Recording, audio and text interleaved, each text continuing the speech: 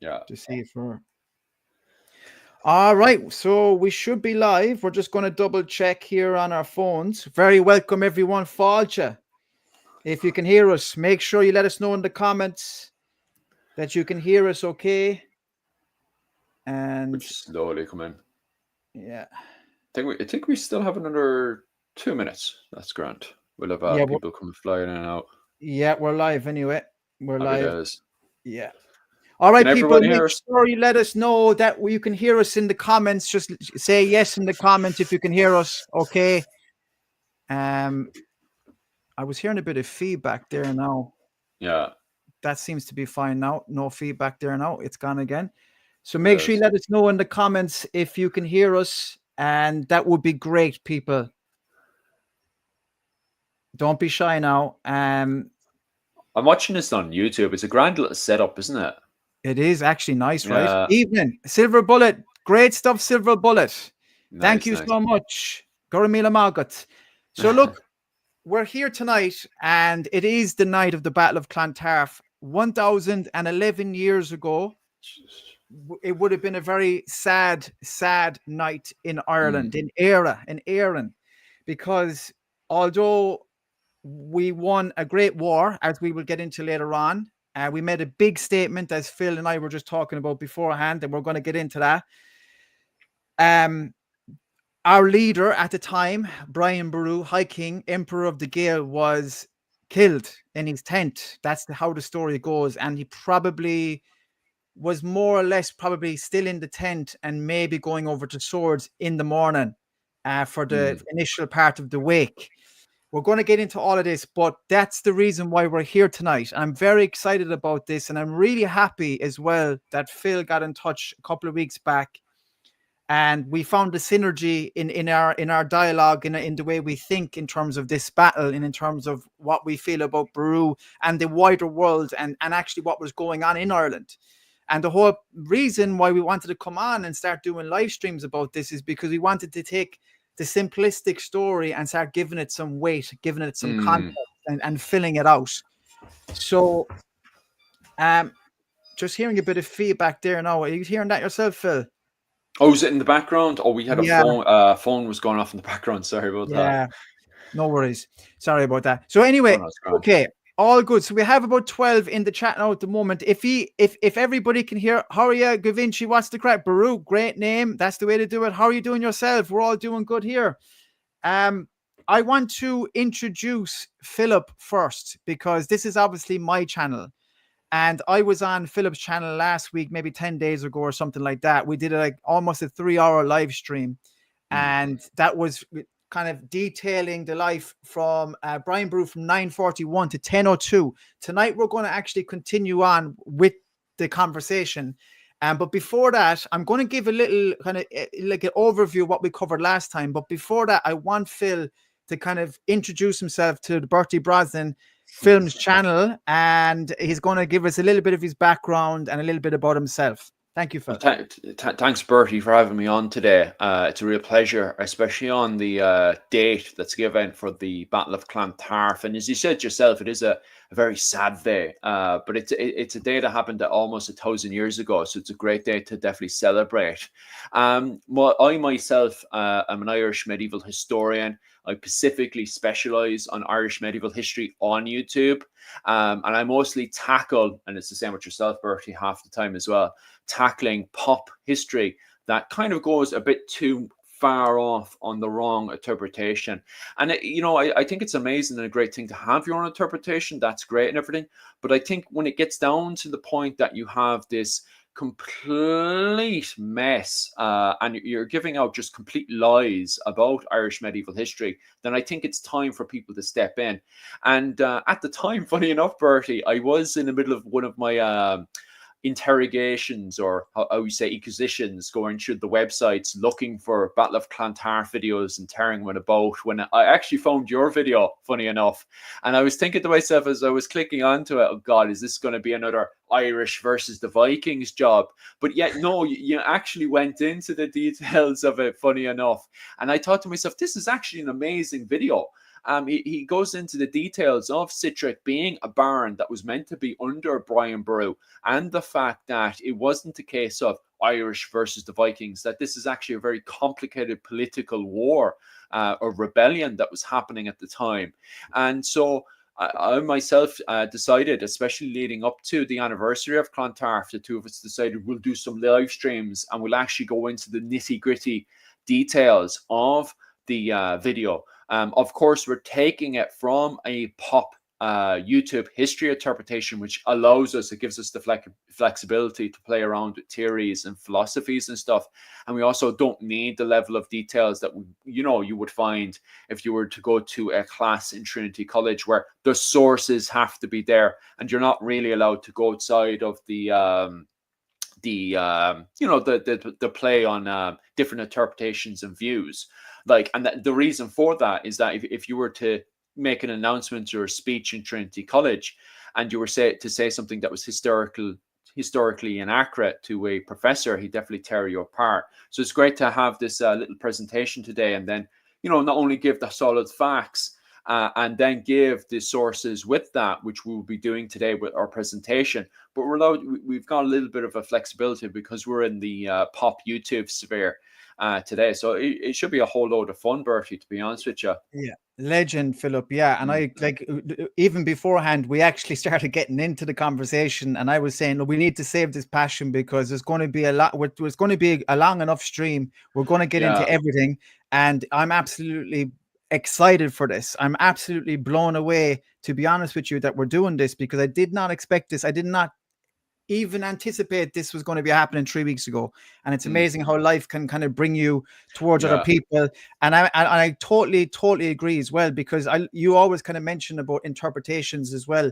And it is important that you have your own interpretation, but also as well, the idea for us getting it together tonight, and also for people in the chat, is that actually our interpretations can be challenged at times as well. And it's important that we have flexibility, and we have, it is about broadening our perspective and our thoughts and views on the situation, But, what I'll do, right, and then we'll get straight into it then, because I know we actually want to get into the wider world around Brian, because we often think, and I'm just going to give a quick overview of the live stream. It won't take long, just to kind of bring people into this moment, because why it's important we look at the wider world, because we're for some reason we think Ireland was this insular place, and nobody went anywhere, and nothing happened here. We're all a bunch of savages running around. That's not the case at all.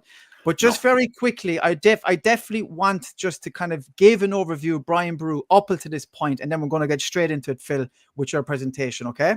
Yeah, no problems. Yeah, so, yeah. Do you want me to cover the wider world here, or do you want to cover that yourself? I actually think I will just give a little bit of an overview of what we covered in the live stream, and then you can get straight into the wider world then from Yeah. So in the last live stream, we just covered Brian Boru right from his birth. So it was his early life and the rise of the Dalcassians, the Dalcassian clan that would essentially become the O'Brien clan later on. Brian Boru was born in Killaloe, County Clare, son of Canatic MacLorkin, a king of the Dalcassian Thomond in North Munster. Now, by the way, as well, I'm just going to go quickly through this. You can actually go onto Irish Medieval History's channel and actually watch the live stream. So you can actually, if you've missed that last time, this is me giving you the overview, but you can go in and check out the 3-hour live stream there. The Dalcash were known as kind of cattle lords, and they gained power through political maneuvering and strategic alliances. Brian's early years were marked by Viking raids and power struggles, which shaped his character and military skills. He received a noble education at the monastery of Inishfallen. In the last live stream, we detailed the rise of Brian's father and older brother, especially his older brother, Mahon, that's very much forgotten a lot of the time, who paved the way for Brian's ascent. So Brian's path to kingship. After Mahon's murder in 976, Brian became king of the Dalcash and quickly avenged his brother's death by defeating and destroying Norse Limerick. He then went on and consolidated power with 2 unbelievable victories against the rest of the people that were involved in the murder of Mahon. So essentially, he took over the provincial kingship of Munster by literally taking out all the competition. So then he started using the fleets that he incorporated as well, because in that kingdom of Munster, provincial kingdom of Munster, you have three Viking ports of great renown. Sometimes I forget about Cork a lot, but Philip was reminding me last time Cork is involved as well. I keep forgetting. It may be because I'm from Kerry. Oh, well, that explains everything. That explains it. But I don't forget Dunkirk, you know. Dunkirk were involved in this as well. So Brian incorporated the Viking fleets. He became very much a massive ally of especially Ivor of Waterford, but he incorporated the Norse city state of Limnock, and Cork were definitely allies with him as well. He directly went and started taking on the High King with this unbelievable power, 300 fleet coming up the River Shannon, the highway of Ireland. I mean, imagine seeing that. You're the High King in Meath. Nobody's supporting you from the north. Next thing you have this fella coming up from Munster with loads of Viking boats. Like, your head must have been wrecked completely, So then through a combination of military strength, political maneuvering, strategic marriages, Brian gained control over the southern half of Ireland, Le Maga. In 997, he reached a treaty with Mael Shacknail, dividing Ireland into two spheres of influence. Brian's victory at the Battle of Clontarf in 999, supported by Mael Shacknail. This was like a little miniature Battle of Clontarf, 15 years before the Battle of Clontarf, solidified his power. By 1002, ultimately, Brian Boru became High King of Ireland because he just didn't have any opposition, including Mael Shacknail. One thing I want to say before we get into the wider world around the Battle of Clontarf and Brian's High Kingship is that huge themes of Brian's life are political marriages and alliances, the unbelievable military prowess that he had, the revenge and retribution in his early career, which turned into massive diplomacy and actually almost the complete opposite. It's like he went on a rampage early in his career, got the position of power, and then completely changed his tactics. It was all through showings of strength after that, rather than taking out dynasties, etc. Also, massively into symbolism, and this is something we're going to get into as well tonight. Symbolism is hugely important to Brian. Going to ancient symbolic sites, showing Ireland, the world, that I am the man, I'm the boss of this place. And the relationship with the church as well. We're going to get into that tonight as well. The relationship with the church, Brian's relationship with the church through his brother Markin as well, was hugely important. And I won't ruin the rest of tonight because there's a lot we're going to talk about, Armagh, etc. So I want to hand you over to Phil because I'm excited to hear about Ireland and the wider world. Phil, take it over. Thanks very much for that, Bertie. Bertie, that was a great introduction into the internal politics that's happening in Ireland at the time. And a lot of the time, we do actually forget about the bigger we covered the internal politics, but the external politics, the politics that's happening in the bigger, wider world, and how Ireland is shaping that. Now, when Brian Boru is born around 940, 950, he's born at the time when the Ostman Anglo-Saxon war that was happening in England was coming to an end.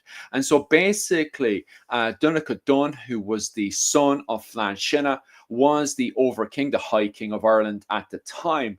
And one of his major barons was, of course, the men of Dublin. The men of Dublin were under the Over-Kingship of Ireland at the time, between the period of 920 up to 940.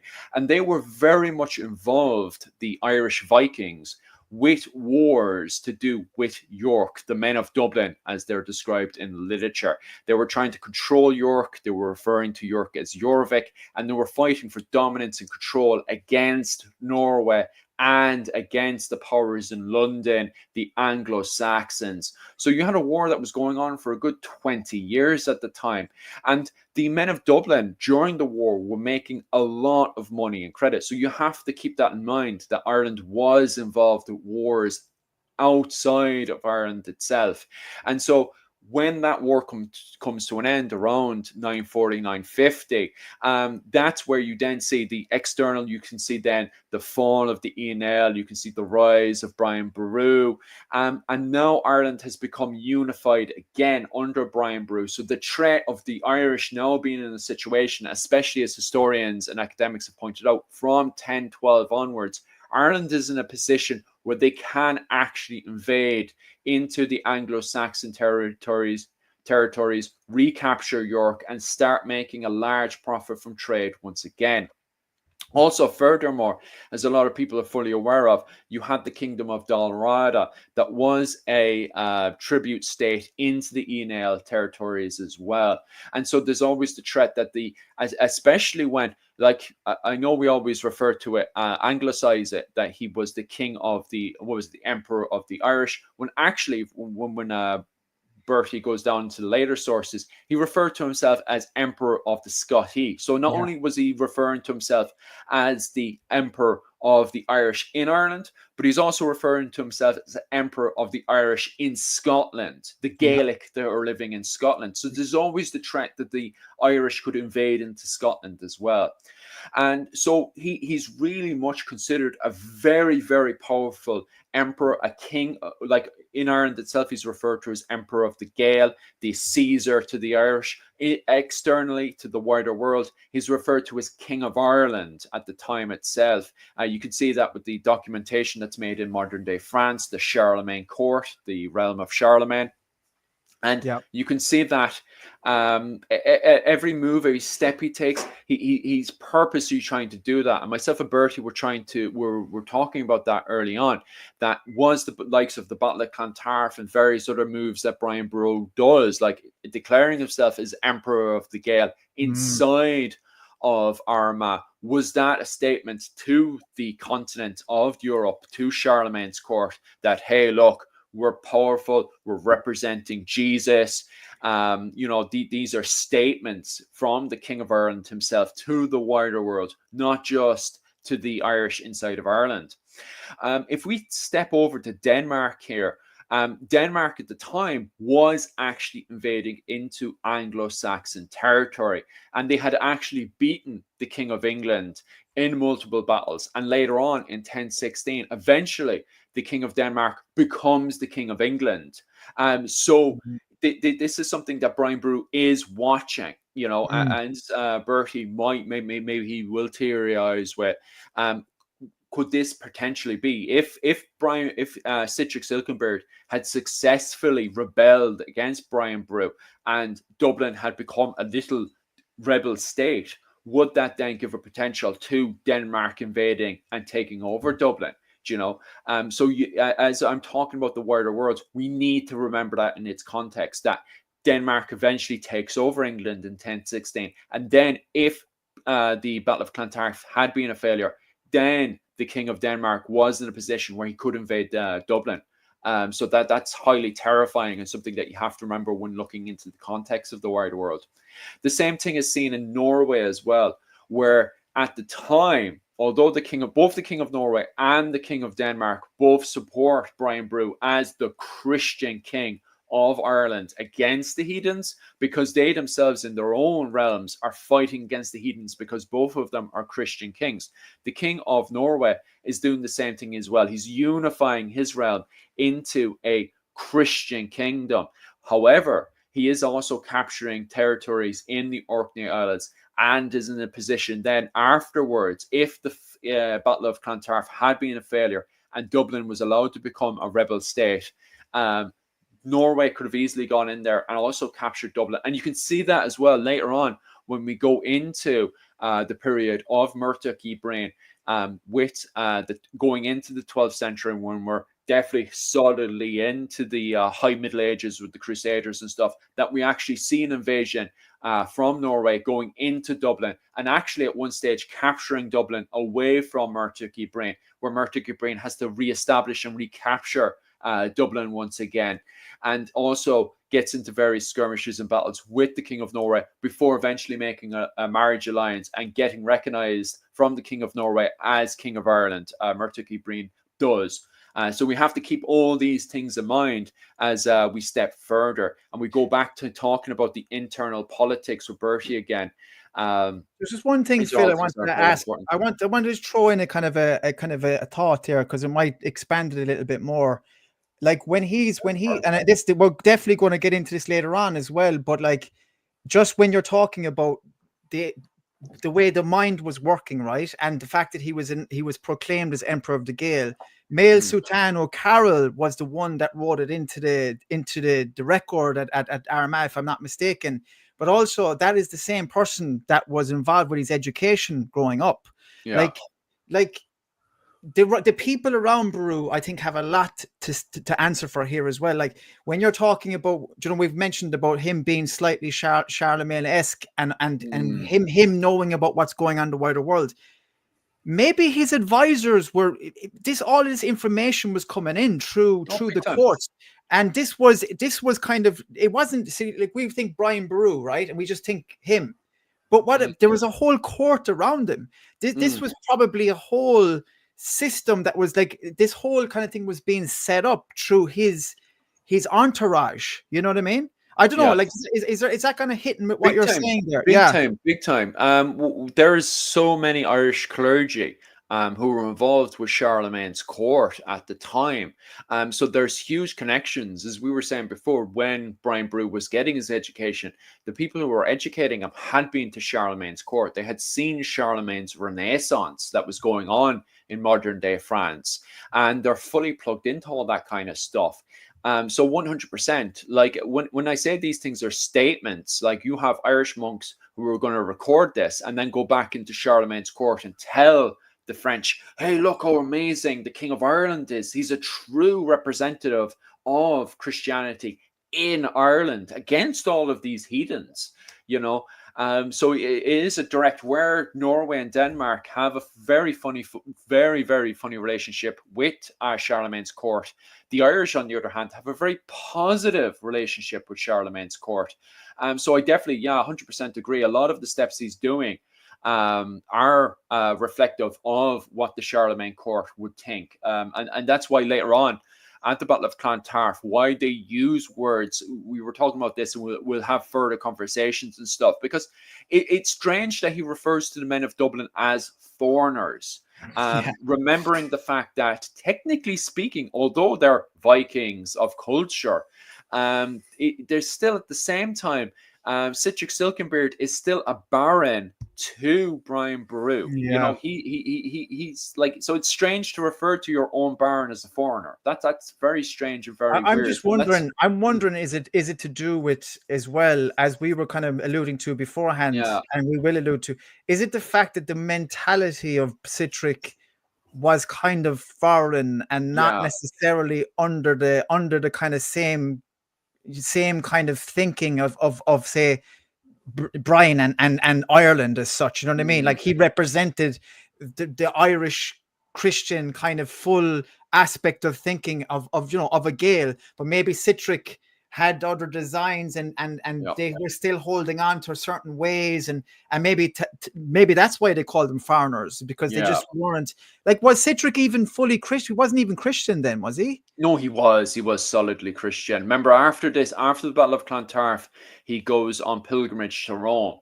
But was he a full Christian at that point? Oh, he was. Okay. He was Fair big enough. time. Yeah, you have to remember as well, at the time, his two biggest supporters are not pagans. No, don't get me wrong, his war bands, on the other hand, and that this is both Irish war bands and Scandinavian war bands, they're really super questionable, okay? Yeah. So don't get me wrong, when it comes down to his allies in the war bands, very questionable people. But these war bands know they're working for Christian kings. So it's not a case of, oh, I will not work for the Christian king. No, they're all working for Christian kings. As I was saying there, at the time as well, Norway has been unified by a Christian king. And a lot of the war bands who are in both Waterford and Dublin are serving as mercenaries in Norway, supporting the Christianity. In fact, they build in Waterford after the death of Olaf, the King of Norway. Waterford, even before he becomes a saint, Waterford builds a church in dedication to Olaf, the King of Norway. So they're very much involved with the Christian aspects of what's going on at this time. So no, there is no, don't get me wrong. It's a very good thing that you should question it, because Brian Boru is recognized, especially from the courts in Charlemagne, as the voice of Christianity in Ireland. He was chosen by God, like he was crowned and ordained and recognized in Armagh, which is the center point of Christianity in Ireland. So God has turned around to the perspective of the Irish in Ireland. God has literally got his finger and he pointed at Brian Boru and he said, "This is my representative in Irish." That's the way, that's their mindset. And Citrix questioned that, you know. We just have a question here now, because I think it's based off what you're talking about there in direct relation to Ireland and Denmark. So he's interpreting this as, are the two biggest trading areas of the time Ireland and Denmark, or is that kind of is that something that you think, or big is it time? Big time. And there's a huge profit to be made from this, because it's easy for Dublin, from where Dublin is located. Dublin can get onto this, I can't remember the specific word for it, but you know what the water can push very, very quickly with your boat. You put your boat on and it rushes off. Ireland very, very quickly from Dublin down to modern day Cornwall in England, which is the tip here, can quickly then go over to Brittany. And then from Brittany, you can quickly fly over to Spain and then into the Mediterranean, right?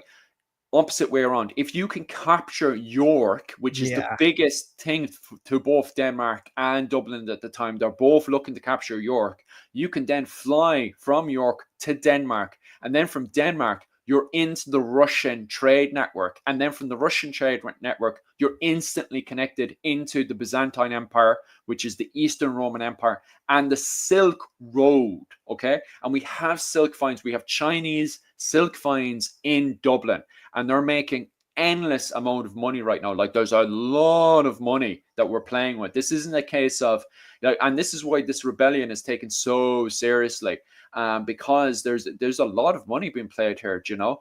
And so you're bang on right. There's big, massive money being played between the fighting that's going on with this rebellion between Citric and Brian Boru, and what we consider a statement to the wider world with the Battle of Clontarf. Hey, look, don't mess with me. What was it called? The whole time, Dublin, was it Brian Boru and the King of Denmark have a very, very good relationship with one another. And that's the reason why they have a quote-unquote good relationship, is because the two sides are making a lot of money here out of trade, you know? And so nobody wants to, you know, undermine or destroy this trade network that's there. The only person that's trying to undermine and destroy this eventually is the Anglo-Saxons. The Anglo-Saxons want to control this so they themselves can make London the main trade hub of England. So I have another question here before we have to push ahead a little bit, but I have another question here, and this is actually 663 is saying that very much a pagan Citric was, and he returned, well, this was before Clontarf, and he returned to a pagan, or maybe he returned to a pagan lifestyle in Wales before going to Rome before his death. Have you heard anything about this, Phil? Because I haven't heard anything about that. Because why would he establish Christchurch and stuff? Exactly. That makes no sense to me. That's what I'm thinking as well, because he laid the foundations for Christchurch. He's also that politically, that you'd have to give me the reference for that one. You know, is that to do with his war bands of some sort? You know, to appease his war bands, perhaps. Because politically, that would be a disaster, because he's like, you have the King of Denmark the King of Norway, who's radically Christian, trying to enforce Christianity on his own followers, and the King of Denmark is radically Christian at the time as well. And of course, Brian Boru was chosen by, you know, God himself. So I think that would be a political disaster if Citric was. I think Christian. Citric very much. Yeah, like, okay, you're saying he was Christian at the time of Clontarf, and you know what? I will absolutely get behind I know that your research is next to none. I'll get behind that, but I definitely think he became almost more Christian after Clontarf, because I just feel there was a lot of, it's almost like he got subdued by Clontarf, and really there was not much more action out of him after that. And it kind of like was like, you know, even his own father, Olaf Curran, when he was defeated in the Battle of Tara, there wasn't necessarily much. I think he converted to Christianity after the Battle of Tara, was it? Olaf Curran. I'm pretty sure he went off Olaf in a Corin. pilgrimage. Yeah. Yeah, he actually was buried in. We'll see that this is what's funny about the Irish leading into Clontarf and stuff, and even after Clontarf, is they all have little pagan, as we refer to it in Ireland as folklore. The belief in the fairy people and stuff.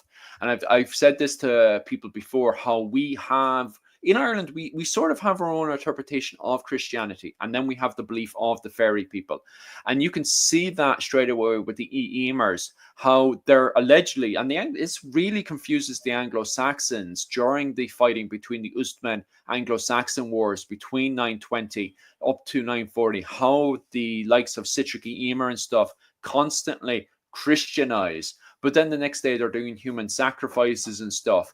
Yeah. So it's very confusing dealing with the Irish, where we're allegedly Christian, and this is even when Gerald of Wales comes into the island of Good Ireland. point. This is actually a great Yeah, point, Phil. You're actually is the hitting fact. something really important there. Yeah. Yeah, Yeah. well, it was me who was getting confused as well. But then I was looking at my own mother's interpretation of Christianity and her relationship with the fairy people and stuff, and my own relationship with Christianity and the fairy people, is that in Ireland we kind of have our own This interpretation is of. brilliant. Philip, Yeah. do you know, I have to jump in because do you know what? It was one of your shorts that actually Yeah. I said it to my own girlfriend afterwards. Like I Mm, said, Philip's after helping me with this thing because I was always trying to explain, because I'm Christian, like I'm Catholic mm, essentially, right? And I was yeah. always trying to explain to someone like that I like that aspect, but then Mm, I also believe in the fairies. I believe, and maybe not like hugely, but I mm, have a very strong respect for ancient sites and the mm, fairy, the power of the yeah. she, Yeah. and all of that stuff. And I'm just and it was your short that kind of got me to thinking. I have a certain type of Christianity or Catholicism that is different from the rest of the world because of that aspect. And Mm, actually, mm, that mm. is wonderful, man, because I don't think there's many people talking about that. And I just want to Yeah. thank you. I just want to thank you for that interpretation because it's helped me out a lot. Sorry to interrupt you. That's why I'm not trying to like undermine what 663 is saying. It's just Yeah. that, like Brian Boru Yeah. himself, it was you who pointed out is his tree. It was Mail Shocknell went over and cut down the tree. Yeah. And a lot of people in the Christian world, like Charlemagne's court and stuff, are very confused to why Brian Boru, well, even academics later on are confused to why Brian Boru would find that a huge insult. And if you believe in the likes of the fairy fort and stuff, the fairy folk and stuff, it makes sense to us. But Brian Boru that does actually get labeled as paganism. What Brian Mm. Boru is doing with his interpretation of the tree and stuff is considered by outsiders as paganism. And this is meant to be the guy that's chosen by God to represent them. It's Mm. funny to Mm. outsiders. Well, maybe because like it wasn't. We probably kind of because we could get lost in the trees Oh yeah, here. big time. Pardon the pun, Yeah. but like it wasn't really till the Anglo-Norman conquest that the religion kind of changed Mm, essentially into what the Catholicism we know now. Plus, there was the Great Schism and stuff like that happened in the world in the 11th century. That was after all of this, so mm, it was all up in the air a little bit, but what we'll do, because I think this is just the most fascinating discussion, and I mean this is probably why we're going to have to do more live streams, Phil. Like I don't mm, know, mm. like I don't want to rope you into a contract or anything like that for six more live streams, but I think we definitely need to start pushing on Oh because yeah, definitely. there's so much to get into. Yeah. Mm, So the next up, yeah. mm. So this is your no continue, Phil. Oh Yeah, yeah, yeah. I was using this picture, all right, to Mm, show and highlight the fact, because even afterwards we still have that image of Brian Boru as the mm, Christian emperor, the as he's labeled here in this drawing, the King of Ireland. And he's really this is the same symbolism you see with your man Constantine, who was the emperor of the Western Roman Empire, who eventually just dominates the entirety of the Roman Empire at the time, around the 4th century. And at the time, Constantine had seen a vision from God, and with that, he basically he converted from Roman paganism to Christianity, and he was pretty much chosen by God to do that. And you see the same symbolism and the same sort of writing style reappearing with Brian Boru as well, where he's once again he's chosen by God. He's God's representative against the heathens, you know. And it's not long after that, and we were saying this, like, why is Citric branded, like, politically? Although we see these little, maybe he is doing these little things that, you know, are the belief in the fairy folk and the belief in paganism and all that sort of stuff. But politically, he's a Christian to the Danish king, who's a big time Christian, and to the king of Norway as well. So why is he branded a heretic? A heathen? Is it the fact he's going against Brian, who was chosen by God? Like, Brian, was it Citric's rebellion is because he felt insulted? You know, dude, who cares if you feel insulted? This man's chosen by God. You know, that's not a good enough reason to rebel. So perhaps maybe he's rebelling, and it's considered, maybe that's the reason why. Maybe it isn't just the fact that he's, you know, somewhat alien, that he's in between both the Gaelic world and the Scandinavian world. You know, although, don't get me wrong, I think that plays into it. You know, it's easy to demonize him over the King of Leinster. And remember, the King of Leinster is also rebelling at the time as well. He's also going against Brian Boru. But maybe the fact that Citric is a part of the Hiberno Scandinavian world, that he's easy to target and easy to highlight the fact that he's doing something that's unnatural. Maybe that's the reason. So I just wanted to highlight that once again. Which is pagan Catholic Ireland. Why not? Yeah. That's it. Like, so yeah, the interpretation is very, very complicated, and we see that straight away. Afterwards is the fact that this is seen as a, you know, Christian versus a heathen war. And although, like, as we pointed out, Brian Boru has his own superstitions, his own beliefs with these, as we would say from a modern perspective, belief in the fairy folk. But so does Citric. Citric also has his little things, but technically speaking, by law, the two of them are Christians. So why is he seen as God's representative? And why is Citric seen as the heathen? You know, and I think that's very, very important, especially during the fact that this is a rebellion. He's rebelling against his own king. I think we have answers to that. We'll definitely go to get into later on, because I think it's 100% down to the fact that Brian became emperor at St. Patrick's Cathedral in Armagh. But we can get into that later on. That's the difference. Definitely. You know, he's emperor, like. So okay, so let's get in. So how are you feeling now, Phil? I think that's a good another overview of the kind of the world around. Definitely. So I'll get stuck in. So to this, definitely push ahead. Do you want me to pop into this one here? Is it? I think no. Yeah. Is that okay? Yeah, perfect. Work ahead. Okay, let's go ahead. Okay, we're going to get into the meat and the bones of this whole story from 1002. Right all the way up to the Battle of Clontarf. As you can see, we're giving it. There's so much that I'm even learning tonight myself, to be honest, Phil. That's the reason why I'm enjoying these conversations with Phil as well.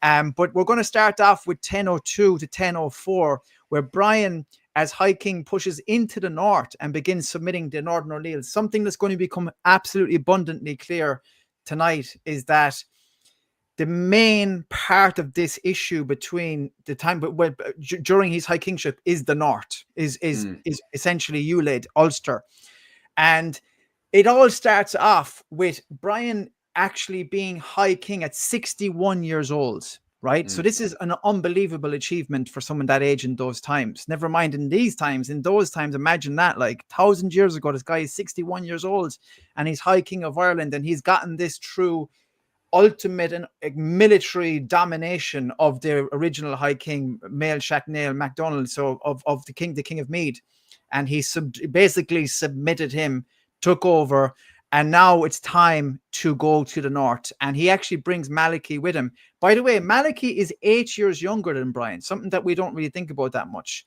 And the first port of call is Dundalk. So this is a place where they believe Cuchulainn was born. Oh, sorry, Cuchulainn stood. Sorry, he was he? Oh, yeah, actually, it was the birthplace of Cuchulainn in the Dundalk region, the Dún Dalgan Moat, and this is actually exactly around the same place as well where Cuchulainn stood and defended Ulster in the Tawnbo Coolna, the battle raid of Cooley, against Maeve's invading army from Connacht.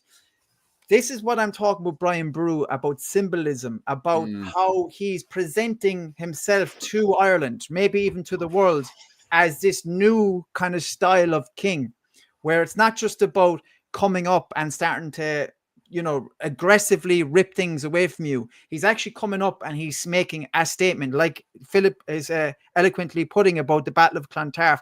It's everything's a statement, and it actually signals a kind of a power thing as well. At this moment, right? He's just after taking over the High Kingship, and he literally goes up there. Now, the biggest issue with Ulster is that there's only two places you can kind of go in. There might be a third, but the two places that Brian focuses on is actually this place in the Dundalk region. It's like a choke point. That's one of the major reasons why Ulster was hard to actually subdue. So where they go up to, and to this day, Dundalk has this kind of atmosphere to it, because it's right at the edge of actually the Northern Ireland that we know today. So even till this day, this place represents a kind of a gateway into Ulster, and there's like a bay there that leads into the river there, and that's where they stopped.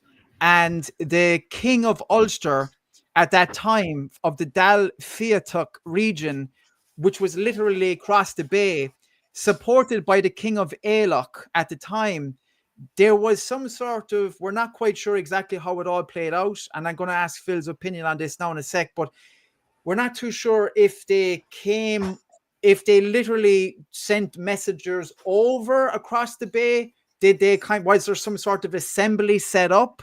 Was there some sort? There wasn't a battle that we know of anyway, but there was definitely some sort of showdown, because Brian would have went up with his newfound power, with all of his. I'm not quite sure if the whole entire say like all the different provinces were represented in this, but there definitely was King of Meath and Munster, potentially a few from Leinster.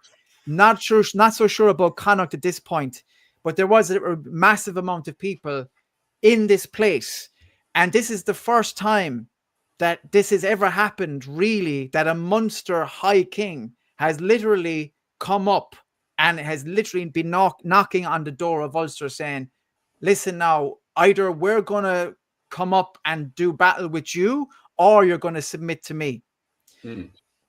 There's this kind of mention of a potential truce that was kind of talked about before with Mael Shacknell, that there was this kind of cordial kind of like way of doing things. And I always feel with Boru and potentially with other kings as well. Obviously my kind of my focus is on Boru these days, but he definitely kind of presents this image of like decorum when he's dealing with the kings after the kind of retribution aspect of his career early on. He kind of gets into this thing of like formal talks and things like that. And it seems that potentially there was some sort of truce offered for 1 year, so that they could either make up their minds to hand over hostages, which, remember, as we dealt with in the last stream, is a way of submitting to the other king, or to go to war. Nonetheless, it was inconclusive if any hostages were exchanged at this point. Remember, this is 1002, literally right after he got the High Kingship. But what actually was the case was Brian was not allowed to go any further. So he was stopped.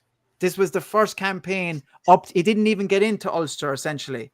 He didn't get in. He was stopped. So what I would love to know from Phil is your thoughts on this. Like, what is your interpretation of this? Well, it really depends down to the negotiation that was going on, because guaranteed that both sides were looking to avoid bloodshed as much as possible. So it really goes down to what was, spoken behind closed doors, as they would said, and what kind of conclusion that they came up to, because it definitely seems that Brian Boru perhaps maybe needed more time for preparation. It depends what sweet talking the Enail, the Northern Enail, said to him, and vice versa. What Mael Shacknell II was whispering into the ear of Brian Boru at the time. But it was definitely some kind of stalling that was brought forward, and on top of that as well, a lot of whispering going on into the ear of Brian Boru that got him to calm down, relax, bring his army down. I don't think it turned into a battle per se, because then we would have known about it.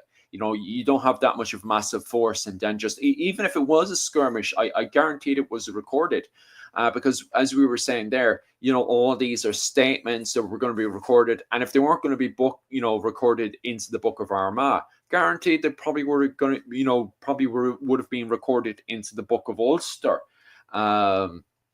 So I think what eventually did happen was the fact that some kind of conclusion was taking place between the two, and perhaps the Northern Nail came down to the fact of, hey, look, we were just unprepared. Maybe if you come back next season, you'd be more prepared. We're sorry, we recognize you, blah blah blah, and a little bit of sweet whispering into the ear of Brian Boru from Mael Shocknall II probably calmed him down, probably relaxed him, probably put him back into his place.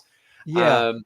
As well, I made a slight error as well, Phil, just to say that actually it was a great showing. Like, there was actually people represented from his newfound power, like not just the Southern Ireland now. He actually had Dublin, Waterford, Connacht. He had the whole shebang right there. Like, and like what I would love to know from your perspective, like, is there anything in terms of your research, in terms of a military point of view, where these type of truces was that a kind of a formal thing that in the military aspect?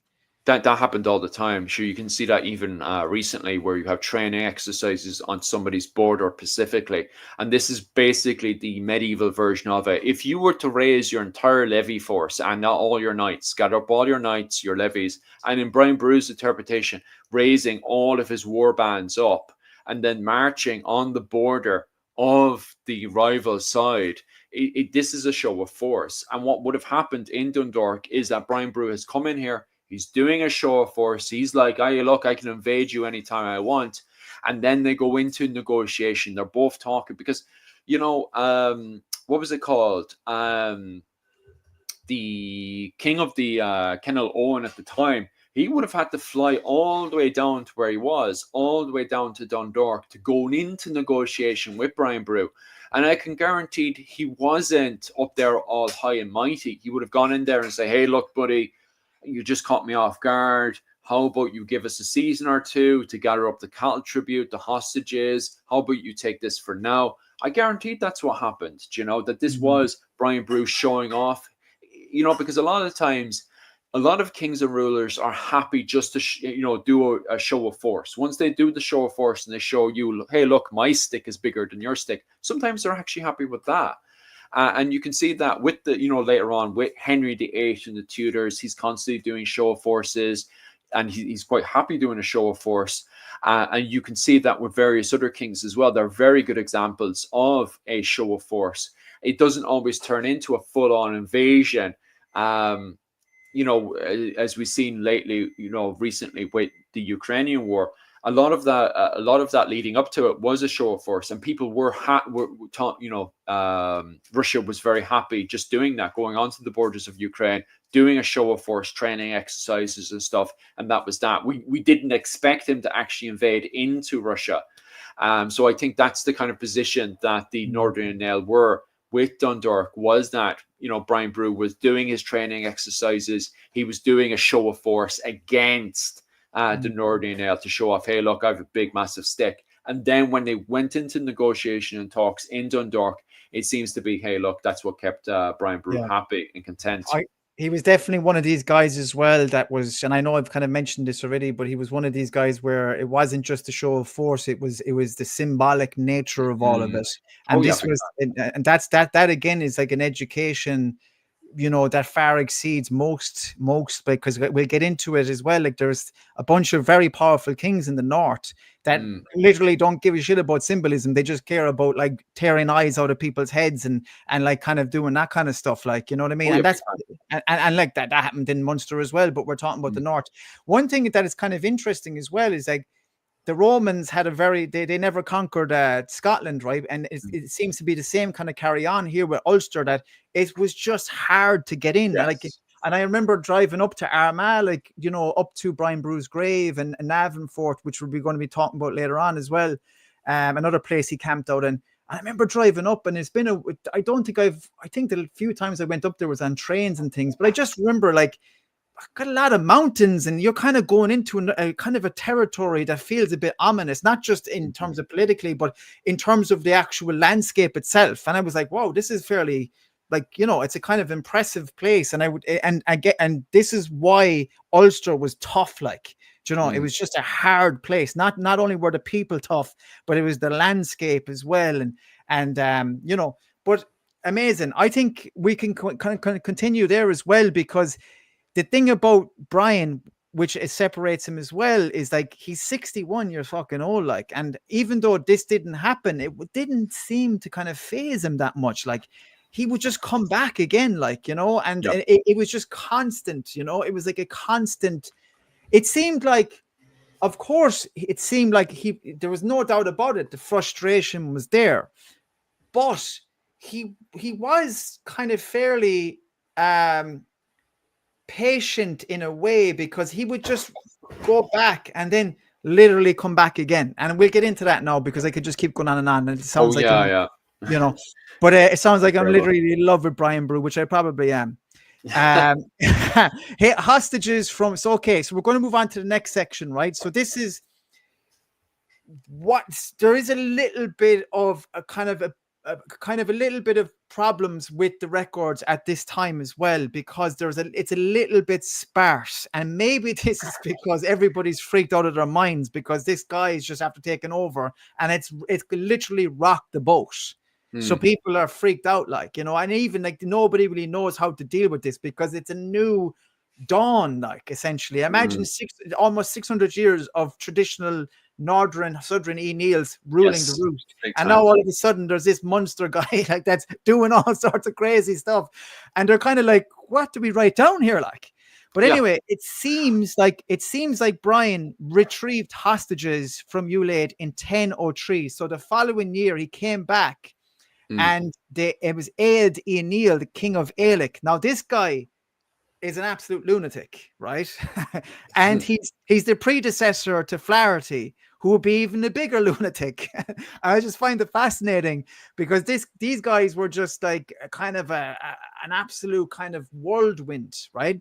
And the reason why I say this about him is not because I'm kind of like, you know, a monster man. It literally is because they were kind of crazy.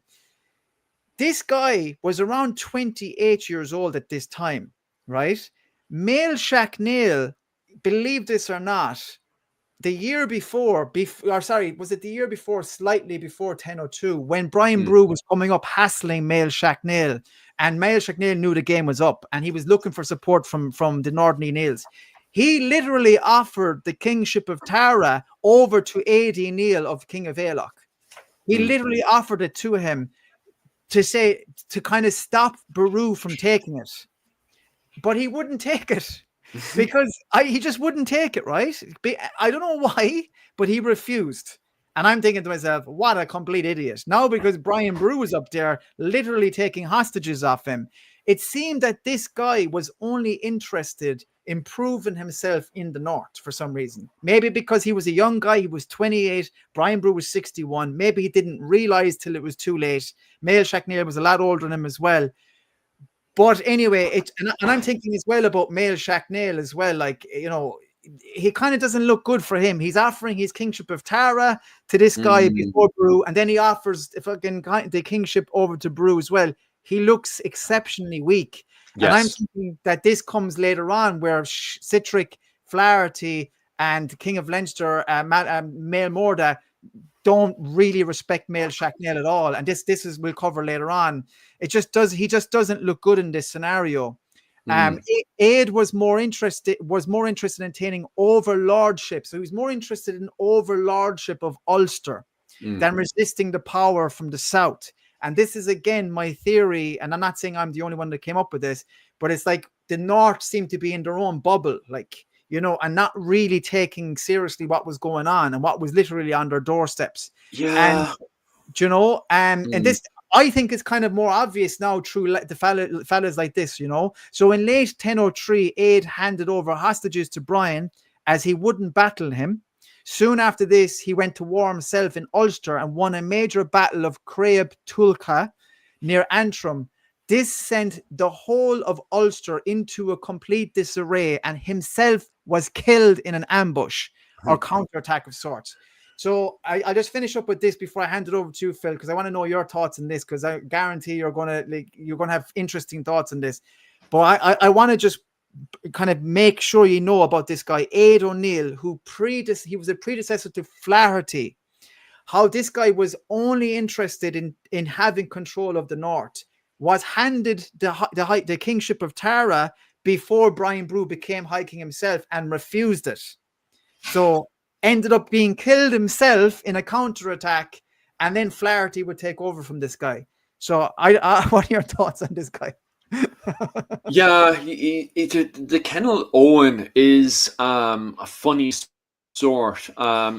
We can see that this is something now that gets very much skipped upon when people do cover the Viking Age Ireland, is that and this is what a lot of academics actually want to focus on. They don't want to focus on, obviously they do want to cover the attacks that happened in the coastal areas of Ireland. However, when the Viking Age does start around 793 up to 840, the Southern Unail and the Northern Unail are actually in a massive disagreement that leads to a lot of conflict between the two. For years, even afterwards, when you finally have the King of Ireland, Mael Seachnold I, back around 850, is the fact that the Northern Unail want to keep to the traditional over kingship of Ireland. They want to decentralize Tuatha. They want everyone to have their own little independency, and then just have themselves recognized as the over kings of Ireland, or as the correct interpretation is Ard Ria, High King. That's the way that the Northern Unail see the world. The Southern Unail, on the other hand, based over in Clonmacnoise, they, on the other hand, since the very start of the Viking Age, with the unification of Scotland. Scotland was unifying at this time. And the Southern Unail see this, and they also later on, as the Viking Age progresses, they see the unification that's happening with the Anglo-Saxons. They see the rise of Dublin. They see these Viking raids going on to their territory. So the Southern Unail and Clonmacnoise are constantly pushing for centralization, for unification. So there is friction going on throughout the entirety of the Viking Age, and this is what academics really want to start to push into. Not so much focus on the coastal attacks on the coastal areas by Viking attacks, but the actual fighting between the Northern Unail and the Southern Unail, trying to bring in documentation, to bring in full unification and centralization into the island of Ireland. So was Aid also in this thinking frame of, hey, look, I'd rather if the Southern Unail got destroyed, and that way we wouldn't have to worry about all these centralized problems. It's a very, very funny one, especially look who was trying to replace them, the men of Munster. And at the very start of the Viking Age, we have Philmid, who becomes King of Ireland, who's King of Munster. He eventually becomes King of Ireland, and he's insanely radical to centralization. From the get-go, he's very much supported by Rome. He gets himself crowned in Armagh, recognized as King of Ireland. And so the Brian Boru, when he's pushing up again, Brian Boru's spitting out the same stuff again of radical centralization. He's not even like the Southern Unail, who believe in balancing between their northern family and stuff. No. The men of Munster are even more radical. So to be honest with you, Bertie, it does make me question even still further why Aid didn't come to the rescue of Mael Seachnold the way he should have, especially the way that they're connected. There's definitely an age thing as well. Like, he was a young guy. Like, imagine, like, Boru was 35 years older than him. Like, Mael Seachnold was like 20 something years older than him. But I will say it is a kind of a weird thing, because when Flaherty came in, like, he was another madman, like in essence. Now I want to kind of make sure I'm not coming across where it's like, this is not I swear, it's not a Munster Ulster thing. Like, it's literally, when you actually examine what they did behaviorally, it just seems a little bit out there, you know, and that's okay, because Flaherty would become a prominent figure in Irish history. Like, you know, he marries Brian Boru's daughter later on, which I keep saying this, we'll get into it later on. Don't want to be jumping ahead. But maybe it's something in the water, like, you know what I mean? It's kind of like, you know, it's like, you know, certain parts of Kerry where lads are a little bit more mental than the other parts. Like, and, you know, parts, you know what I mean? It is a case of, like, maybe the landscape and the ferociousness of these guys, maybe there is an element of that, like, you know, there is something. You're bang on right. There is definitely some kind of, you know, from my interpretation, very much, you know, principles are principles, and they're sticking to whatever Mel Shocknell had done to Aid's father, perhaps, I don't know, or perhaps it is a case of, hey, look, you didn't support us for years, so now we're gonna say good luck to you and your kingdom of Mead, you know. I don't know. You know, it's very difficult to say what the thinking frame of the Northern Nail was going into Brian Boru collecting that cattle tribute around 1003. You know, it's a very, very funny situation. Like, yeah, Chris B. Kissinger here is definitely a Northern O'Neill's supporter for sure, and there's no doubt about it, and that's absolutely 100%, because they had 600 years, like, they were absolutely dominant. But, like, unfortunately, as we'll get into, Brian Boru submits every single one of them, like, you know what I mean? That's just the reality, like, you know. But no, they certainly, listen, I am 100%.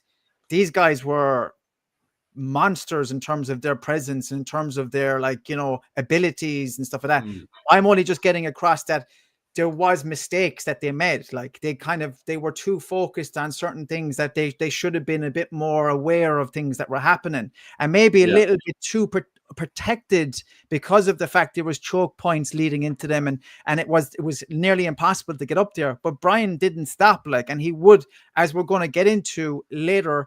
I will just jump ahead now to another. There's another attempt at an Ulster campaign, and that is, you know, this is actually where they go into up through another part of Ireland, and this is in 1004. And as I said already, the problem with Ulster for Brian was entering the province. It was obviously tough terrain, and it seemed like there was choke points. And this is the case for their second attempt at a campaign in the north. So in 1004, Brian Boru and Malachy used a different route. Now, let's just keep in mind, Malachy was very much supportive of Brian Boru. Whether he liked him or not, he was certainly supporting him a lot of the time throughout his kingship. So Malachy was certainly a man of Brian at this point, like, in terms of his support to Brian.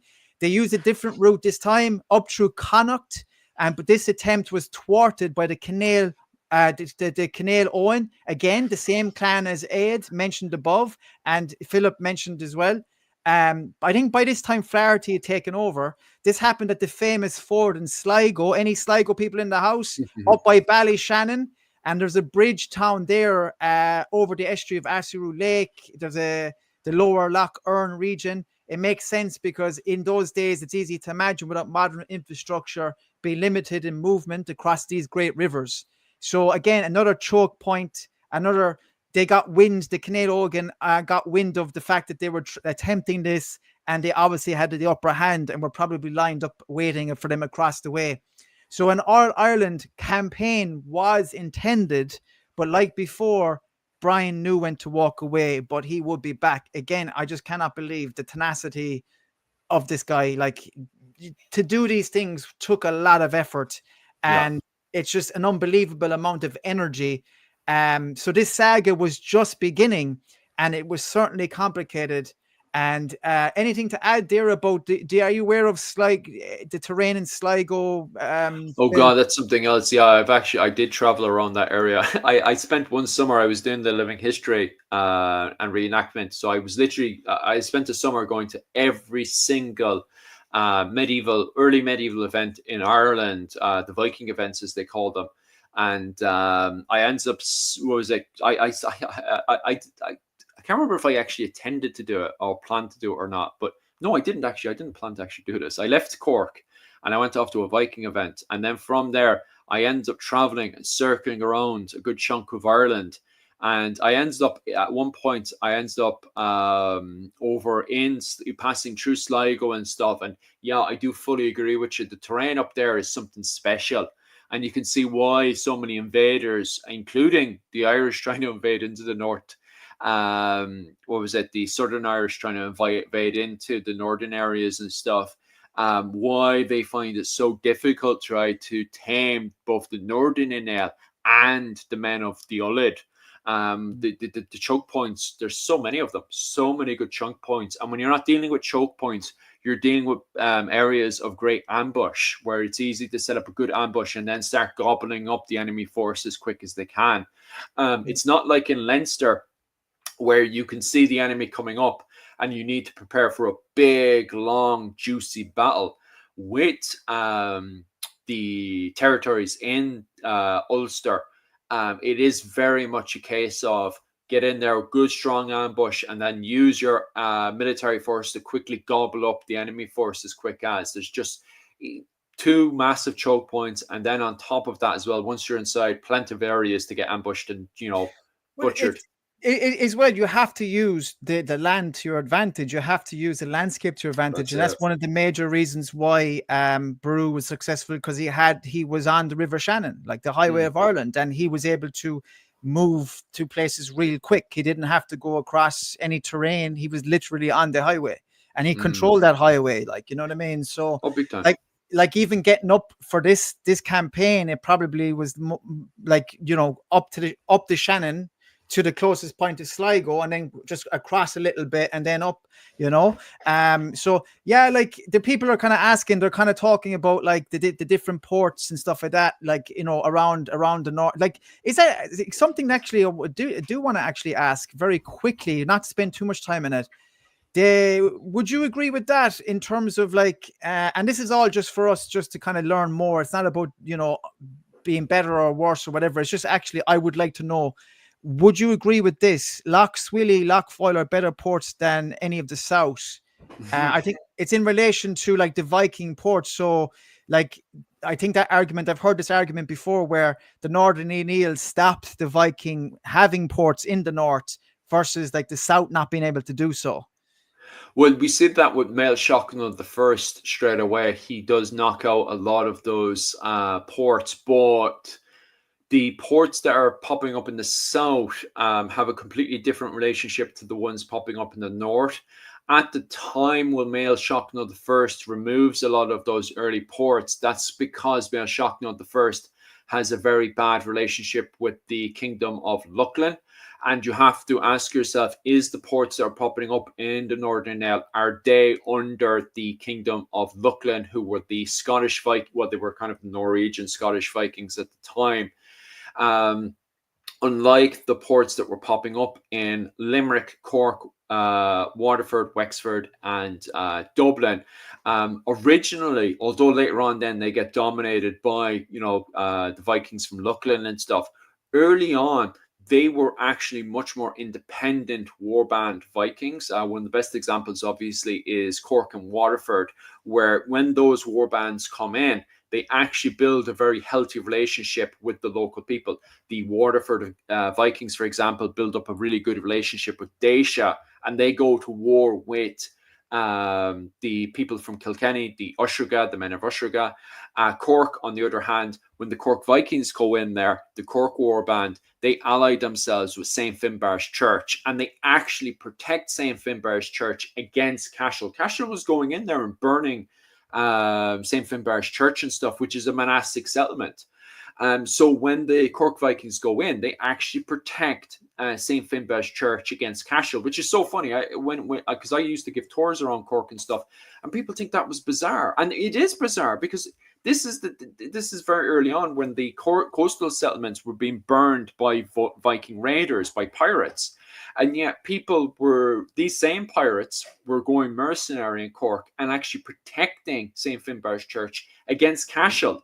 Cashel was meant to be protecting St. Finbarr's Church, and that wasn't the case because the Bishop of Cork at the time was having a political argument with Cashel, and Cashel's response was, "Oh, we'll just burn you down." So fighting kicked off, and they were actually hiring the Vikings to protect them against Cashel.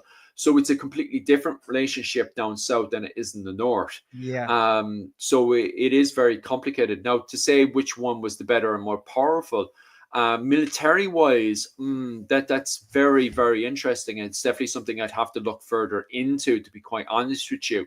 Trade wise and economic wise, I would have to disagree with that, because as I'll say later on, Dublin was making, at this time, the fighting is around Dublin and Waterford, because those two ports are making so much money. It's ridiculous how much money they make, you know?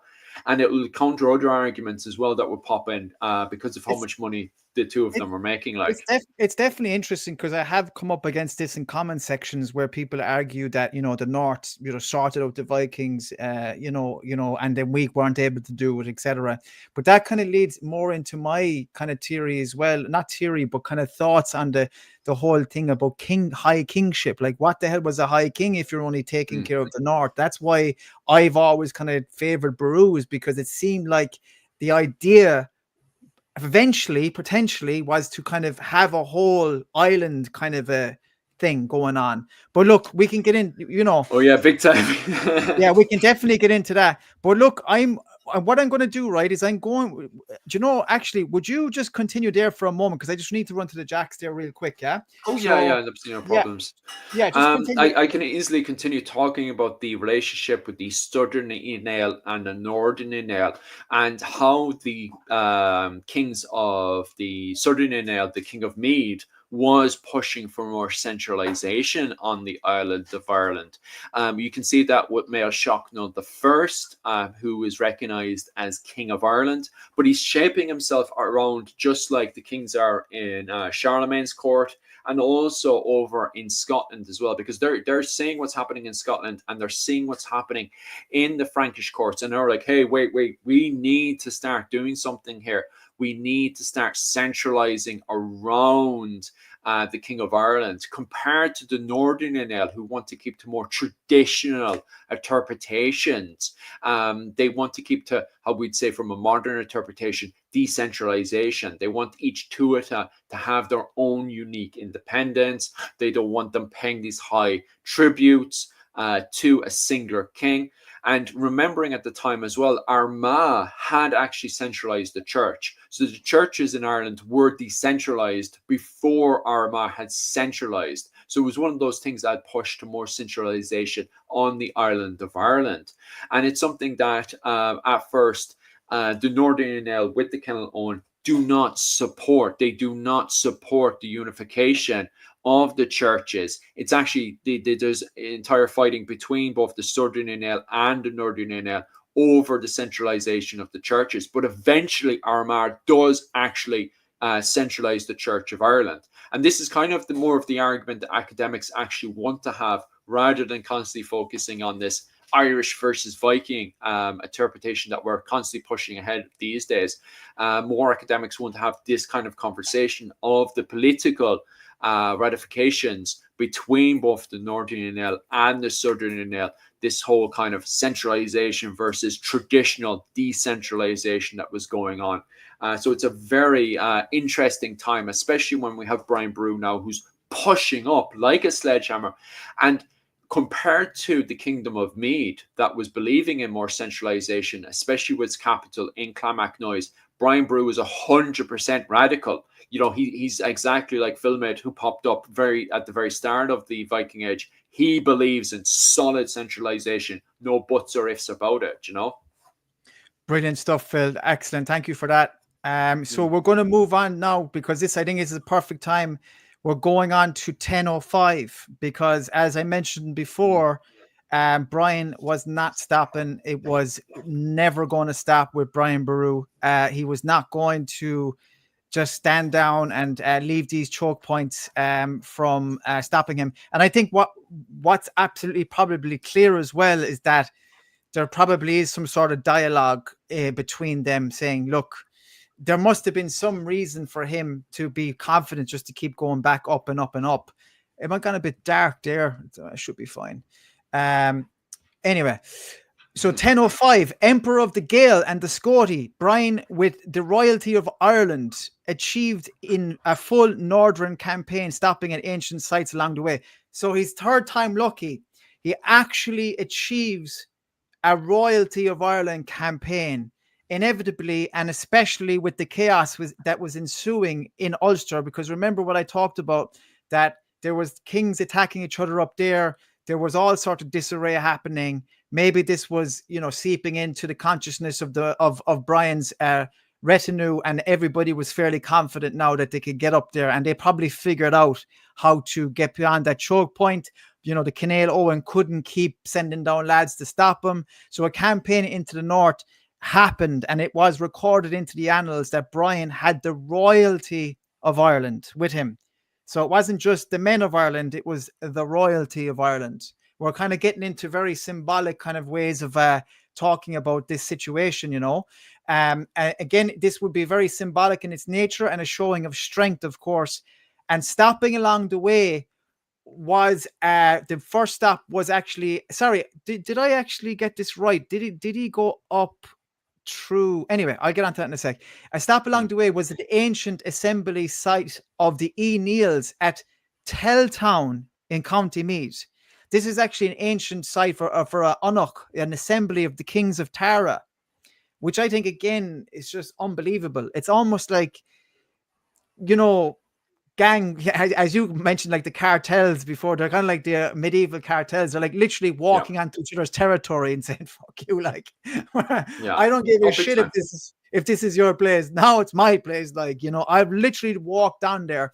And I kind of imagine as well that there must have been some sort of presence there, not necessarily military, but like some sort of dunes. And, as well, something that we forget about in these times is a lot of forestry and a lot of things along the way, maybe places to sleep, etc. But anyway, he didn't stop there. He went on and marched on to Armagh, and he camped at Owen Macha Navanfort, a place I visited that you can actually see the place of his burial now, like the ecclesiastical capital of Ireland in Armagh. You can actually see from Owen Macha Navanfort, which is obviously another ancient and symbolic site closely associated with the Ulster cycles, right? So this is where a pagan goddess is like the force of this place. Again, this whole Christian thing, I mean, there's a lot of old places being visited that were, where the places of worship of goddesses, like, and maybe there was still a little bit of this going on at the time, unclear. But anyway, it all added to the unique atmosphere. It added to the lore of this, to the campaign. It wasn't just the royalty of Ireland. They were like stopping and encamping at these ancient sites. For it was at Tara that the kings would be wed to the goddess of the land. And like the kingfisher mythology, a true king brings prosperity, justice, and dominion. It's almost like these sites were significant for Brian for all of the above, for him to not only symbolically say to everybody there, I am now the boss, but it was almost like he was, almost trying to infuse a kind of the power of Aaron, now I'm obviously just, spitballing here, but like, I can't, like, whenever I go to these ancient sites, I don't just think about history. I think about mythology and folklore. It's automatic, because that's what they're about.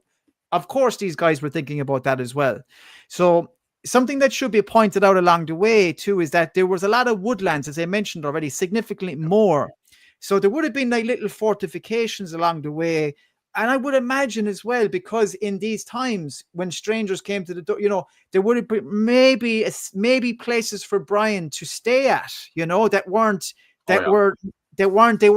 opposing him. He was the High King, like, so maybe they welcomed him into these little dunes or these little ring forts along the way because he was the High King, and it would have been amazing. I'm only spitballing here. You can argue with this. It was definitely planned beforehand that he would have been, going into specific fortifications. I wouldn't say he rocked up in the regular, farmstead ring fort. He was definitely rocking up to the big great halls, like. Guaranteed, like, if he had rocked up in it, which probably did happen, don't get me wrong, like, it's not like Brian Boru, he knows the map, but he doesn't know the map. So maybe he did knock. Maybe there is a funny story that has been long lost where Brian Boru knocked at the door of a farmstead and the farmer went, oh Jesus, it's the like, and he would have known, like, covered in complete silk. he would have been like, oh my God has literally knocked at my door. What do I do?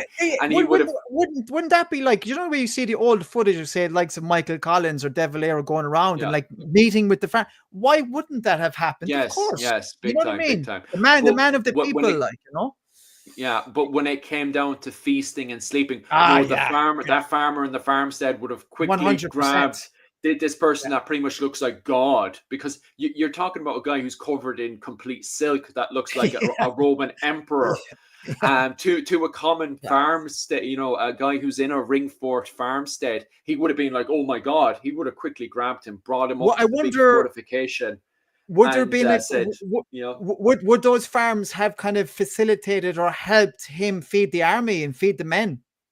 Oh yeah, the farmsteads would have definitely been used to feed the men and probably even house the men. Yeah. We do have accounts of that happening, and the farmers aren't happy about that. That's how we know about this. Right. It Obviously, makes because sense.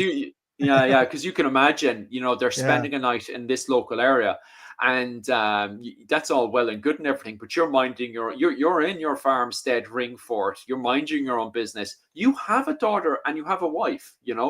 And suddenly these big, burly, strong men who are constantly talking filth have to sleep in your house for the night. Yeah, that's actually a good Scary, point. scary stuff. Like, yeah, Yeah. and And maybe if they were putting up a little bit of a fight, or they were you their do have alliances that were happening. elsewhere, Yeah, they probably yeah, would have been burnt out of it, right? yeah, that actually does happen throughout the so barracks do not get built until the early modern period, and barracks were there to house the soldiers. Before then, majority of the time, the military was housed. If they were in a settlement, they were housed with the local people. It was the local people that had to take on the soldiers. And you do have accounts of attacks happening between the man who owns the house, meant to be owning the house, and a bunch of soldiers getting drunk and having a good time. Remember, these soldiers are also thinking, oh, well, I'm defending you. I can bring back a woman if I want to. You have this kind of carry going on. So you do have conflict happening between the local farmer and the soldier. And that's constant throughout the entirety of the medieval period. And probably happened when Brian Boru had raised these war bands, marched up north, that they would have hit these points. And then when the farmer had to take on these war bands and stuff into his home, he would have taken on 1 to 5 men or even 10 men or probably even more. And he has daughters and he has a wife. Like, scary situation, very, very scary situation, and was common in the entirety of the medieval era. I think this is why I love doing these, because we start filling out the actual context of the story, and it's not all heroes and villains. It's also No, that no. kind of gray area in between, like the Yeah. actual feeding of the men, the movement of the men. I mean, it must have been an absolute sight to behold, like, just Mm. seeing this complete and utter massive retinue and army of men just literally coming along your land, like, and just it was just, I would say, completely, I don't know, like scary, and maybe for some amazing, and just the best thing that's ever happened to them. Maybe some people looked at it that way as well, because they were involved in this whole thing. Maybe there were some of them that were sick of what was going on beforehand, and now it was a new dawn. Like, maybe they Mm. looked at it that way. You just don't know, but it's good to look at it from all sides, you know. Oh, big Um, time. yeah. So anyway, right. So this was, like, the reason why I brought that up as well is that because when we go to these sites today, everything looks a bit bare because Ireland has lost all its forestry. We don't Yes. see the great fortresses of the past. Another thing is as well, like, that we forget that the forestry and stuff would have protected the men from being absolutely blasted out of it with rain and wind, like, do you know what I mean? So there is that Mm. element as well. So I'm happy enough to keep plowing ahead, like, to the Church of Armagh. Well, no, we're still on that last slide, Phil. Still Oh on that yeah. last slide. Go Yeah, on there. sorry, bro. Yeah, okay. So they submit. Okay, this is now when we're getting into the very interesting part where the actual submissions is happening, because now at this point it literally is happening. Like, Brian's in this territory. He's actually in Ulster now, and he begins accepting submissions, right? But the first crowd to do it are the Dal Naridi, I think the Naridi, and the Dal Fiatach, right, in 1005. So this is kind of the West Northern Kings. The East, apologies, the East Northern Kings. They started kind of submitting almost immediately in 1005. And all this was hugely significant politically, and it was the road into submitting all of the kings of Ulster. It certainly wasn't the case in the beginning.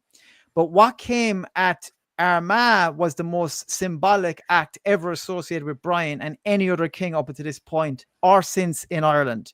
As mentioned before in the last live stream, which I really like, is you, Phil, describing Brian as a Renaissance man. And I think this is a real element of this kind of thing, where a new level of status is achieved when Brian Boru laid 20 ounces of gold on the altar of the primate of the Irish Church in Armagh, still the ecclesiastical capital of Ireland. Its connection is going right back to St. Patrick himself. So this is not just any old church, because nowadays we kind of get, there's so many St. Patricks, they're everywhere, but this was his church. The Bishop Armagh was politically motivated. He sided with Brian Boru, the High King, even though traditionally he was under the cosh of the Canale Owen clan. A new dawn began, really, and this furthered Brian's fidelity in the north. The one and only surviving manuscript that Brian Boru had ever touched, certainly looked at, was the Book of Armagh, and in it is inscribed, and I'm just going to read this out now because this is literally what was written down with Brian, obviously in Latin, but this is what was written down by Mael Sutan O'Carroll. So remember what I was saying earlier on. There was like a group around Brian, and this was a group kind of a thing. The Bishop of Armagh, the scribes, the clerics, the army, the royal men of Ireland, and Mael Sutan, the actual chief scribe of Ireland, or one of them anyway. St. Patrick, while going to heaven, ordered that the entire fruit of his labor, so of baptism, so of legal suits as of alms, to be conveyed to the apostolic city, which in Scotic is called Ard Macha. Thus have I found in the libraries of the Scots. I have written, i.e. Calvus Perennius. This is actually Mael Sutan O'Carroll giving himself a Latin name. In sight of Brian, Emperor of the Scots. And what I have written, he has determined on behalf of all Mercuria, the kings of Cashel. I don't even know if I pronounced that right, but Sean Duffy points out that Mael Sutan O'Carroll was kind of fancying himself here, like he was adding in these kind of names about this kind of new name for the kings of Cashel. It was like a made-up kind of a term, So just very quickly, this is written by his long-term friend, advisor, and scholar, Mael Sutan O'Carroll, a high member of the Royal Academics at the time. And at the time of his death, he was called the chief doctor of the Western world in his time and sage of Ireland. This was inscribed in the presence of the bishop and the nobles. So regardless of the fact that they were friends, nobody disputed the writing of this in the Book of Armagh, which was one of the most important documents at the time and since. This is probably the only book as well that survives today that we absolutely know 100% sure that Brian saw and Brian touched. So, and I'll finish very quickly, Phil, and I come in and fill this out with all the context that you always give. Ireland did have an emperor. It was short-lived, but we had one for 9 years. Charlemagne was emperor for approximately 14 years as emperor of the Romans. And I'm not amazing with the European history, but that's what I believe is the case, or what it is what I've read is the case. And like the Pope used Charlemagne to maintain his position, the Pope of the time of Charlemagne, because he was in big trouble at the time, and he used Charlemagne to maintain his role or his position. Why not the Bishop of Armagh? The Bishop of Armagh knew that this guy was the most important person in the land, no matter where he was, because he was actually in the territory of the Canale Owen, like. So was Ireland mimicking what was happening in Europe? Oh, big time. And of course, Mael Sutan was there to write into history because he once was Brian's teacher, and now he was writing into history. Brian, my student, Emperor of the Irish. Oh, big time. Big Yeah. time, big time, big time. You can see that with when Donica Ibrian, on his pilgrimage to Rome, where he's buried in Rome today. There's a picture somewhere online with me next to Donica Ibrian's grave in Rome. And Donica Ibrian is recognized in Rome as the King of Ireland. And he traces, it literally says the son of Brian Boru. Sorry, was it the grandson? The within the legacy of Brian Boru, and it recognizes Brian Boru as King of Ireland. And the reason why these titles are so important is exactly what you're saying there, that this was the Pope's recognition. The Pope was recognizing this. So the Pope needed to keep his authority. And he was keeping his authority with these kings, because what you had was the collapse of the Roman Empire. And so now you had the new representative of the empire of the Rome, which was Christianity, and at the top of that was the papacy. The papacy had become the new emperor in many ways, and then when it comes to continental politics, it becomes this endless war between the Holy Roman Empire in Germany and the northern Italy, and the title of who has the right to crown emperors and stuff. So you have this long fighting between the papacy and the emperor. But regardless, how it was supposed to work out is that the Pope would give out his kingship, and he would be able to dictate, control all these kings throughout Europe. And that's what Brian Boru is trying to do. Brian Boru is trying to become God's representative and the Pope's representative in Ireland. And that's recognized. The Pope recognizes that when Donica Ibrian is buried in Rome, where not only himself, but his father are recognized as kings of Ireland. They're recognized as the papacy's authority on the island of Ireland. And that's why when the O'Connors usurp the Ibrian kingship, the O'Brien kingship, straight away the English Pope is all over it. He's like, hey, wait, this has gone to heresy again. Look, they're heretics. They usurped my control on the island. And so they're allowing Henry II, very early on, there's the papal legate to Henry II, allowing him to invade Ireland, to reestablish a king that he recognizes, because he doesn't there's no connection. There's very little connection between the O'Connors and the papacy. So the papacy, especially the English Pope, is definitely trying to remove the O'Connors of their kingship. And so 100%, I do recognize, I do 100% support your argument that he definitely wants to be the papacy's, recognized, the papacy's recognition of control on the island of Ireland. I definitely 100% agree on that argument, Yeah. And then just the last thing that we should point out here, and you mentioned it earlier on, so we'll definitely talk about this for ultimately move. So there's one last subtitle on this, then we'll move on to the next slide. But this last part on this subtitle about the Scotty reference, right? And I've really delved deep into this as well, especially with actually Sean Duffy, who actually I went to a lecture which Sean Duffy invited me to lecture. I was absolutely delighted, Amazing, to go because he was doing a talk on Robert the Bruce. And now, we can't go off into this tangent now. We could be here for all night long. I know. I was just thinking that. I was just thinking, but I'm just saying it kind of ties back into this because he argues that the Scotty, it means essentially Irish. But not only Irish of the land of Ireland, but the Irish of Scotland, right? And potentially of the Kingdom of the Isles as well. So the Gaels, essentially, the Gael, right? Emperor of the Gael. That's why sometimes you see Emperor of the Gael or Emperor of the Scotty. You know what I mean? It's kind of, it means the same thing. And so the emperor alone wasn't limited to Ireland, right? But now the Cogad Gael na Gaelach kind of does give an elaborate story of Brian sending ships to wreak some havoc on the shores of Britain. The reason I mention this is because if that is the case, he's emperor of this parts of Britain, right?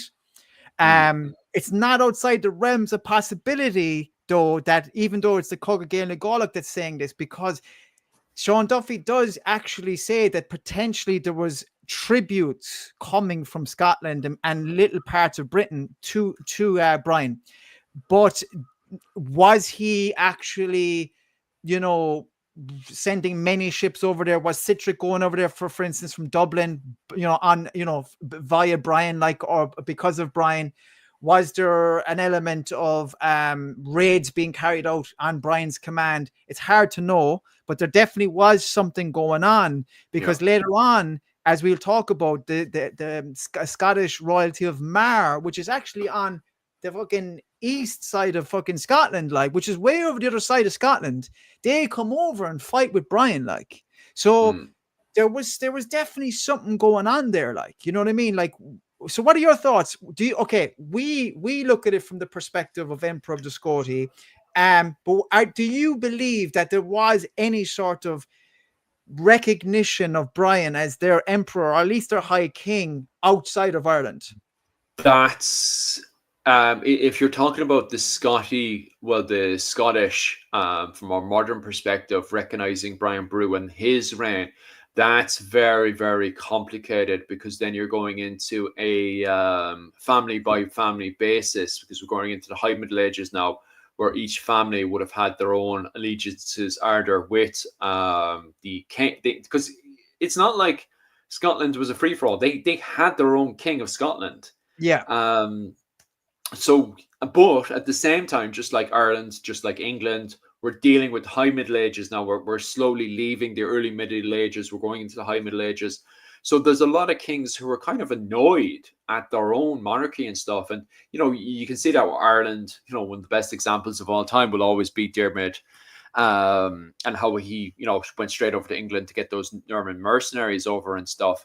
But, England was exactly the same way. Like, Strongbow was really annoyed with his own kingship. He was really annoyed with Henry II. If he had any chance to support another king against Henry II, he would have been all over it. And he was with Empress Matilda.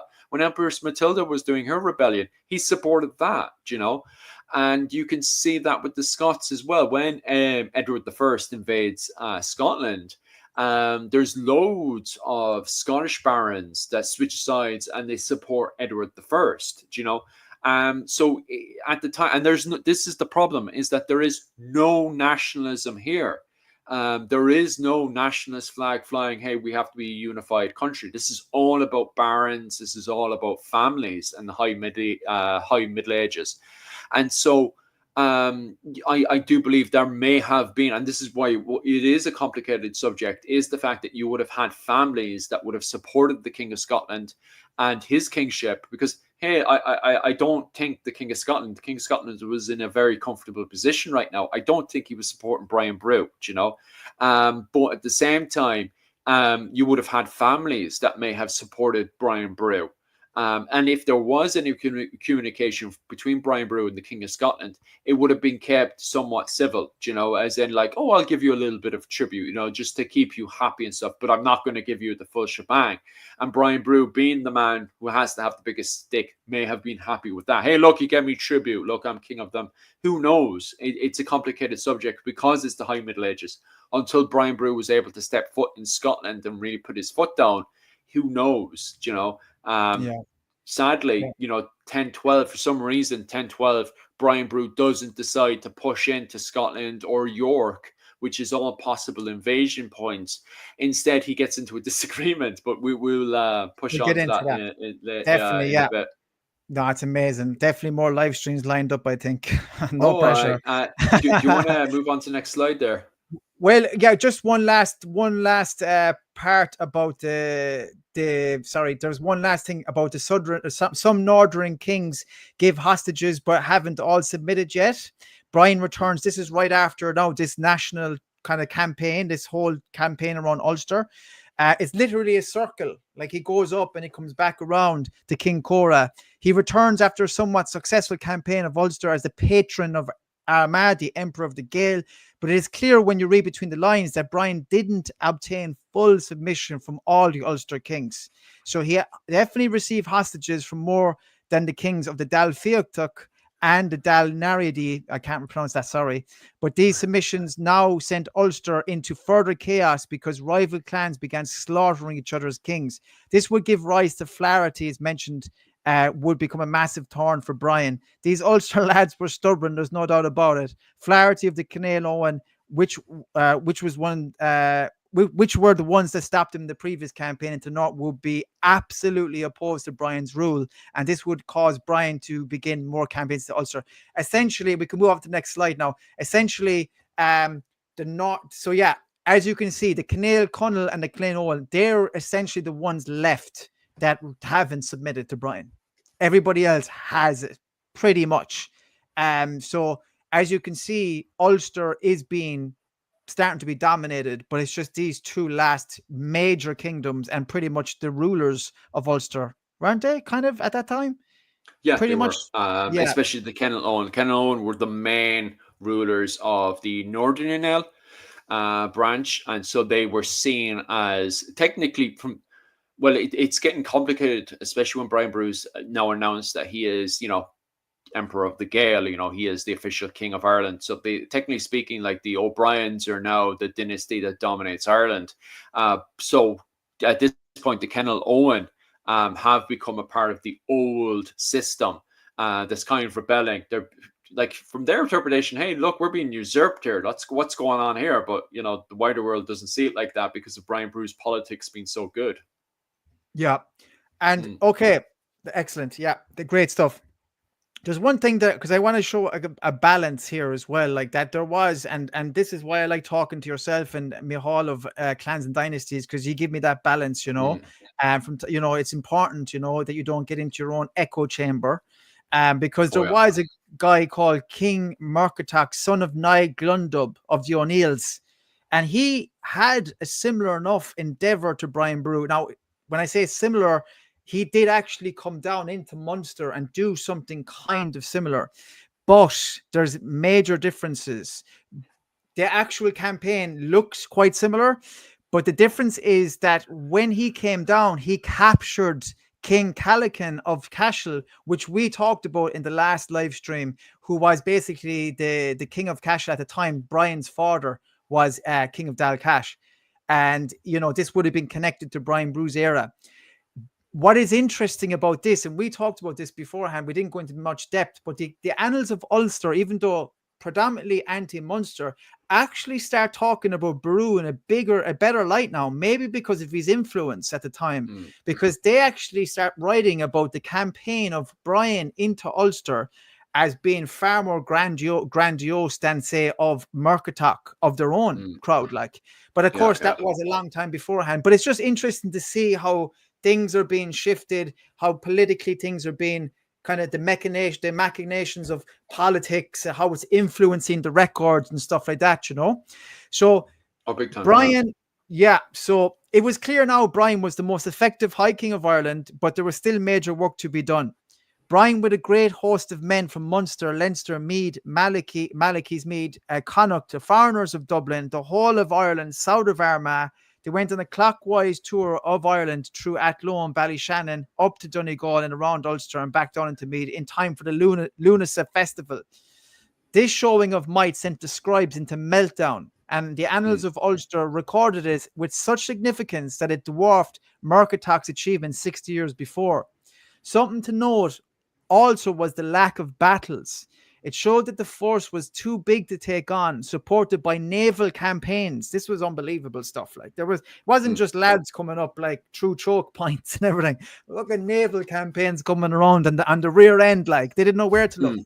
It must have been such an ego blow to those still resisting. It was also noted that hostages were retrieved, but still stubborn Canale clans of northwest of Ulster, as I mentioned already. So it shows that Brian was trying to achieve full submission without kidnapping kings and laying waste, right? Now, maybe there was a bit of waste laid, but it wasn't necessarily wiping out of dynasties and stuff like that he did before. It was him trying to say, we're a behemoth, we're a behemoth here. We're there's no way you're going to conquer us. You're either going to submit eventually or whatever, or face what we're going to give you. So as Duffy puts it, by 1006, it was surely apparent to all of Ireland that Ireland had never witnessed a more effective High King. Okay? So the next subtitle, Brian's most... Is there anything you want to add there, Phil? Or will I just continue? No, that just sounds pretty good. Yeah, push ahead there. Brian's most troublesome nemesis to date raises his head. This is Flower Attack of Enil of the Cnéal Owen, King of Ailach. Okay. So this guy, as I mentioned already, started causing chaos by killing. What he was essentially doing, whenever Brian had submitted certain kings, took hostages, this guy went into their kingdoms and started slaughtering, basically. Because he was literally, I think, again, like his predecessor, essentially trying to take over lordship of Ulster. And there was a lot of cruelty involved in this. I'm not just trying to actually, demonize this guy, but it's actually true. He did actually blind a king around this time, Ooh, And here's one for you as well, yeah, is that blinding sometimes can be a play on words on the removal of the penis. So sometimes it can be that they're literally removing the eye, or doing damage to the face and stuff. But sometimes it can be a play on words that they're actually removing the penis as well. So they're quite literally undermining them as men.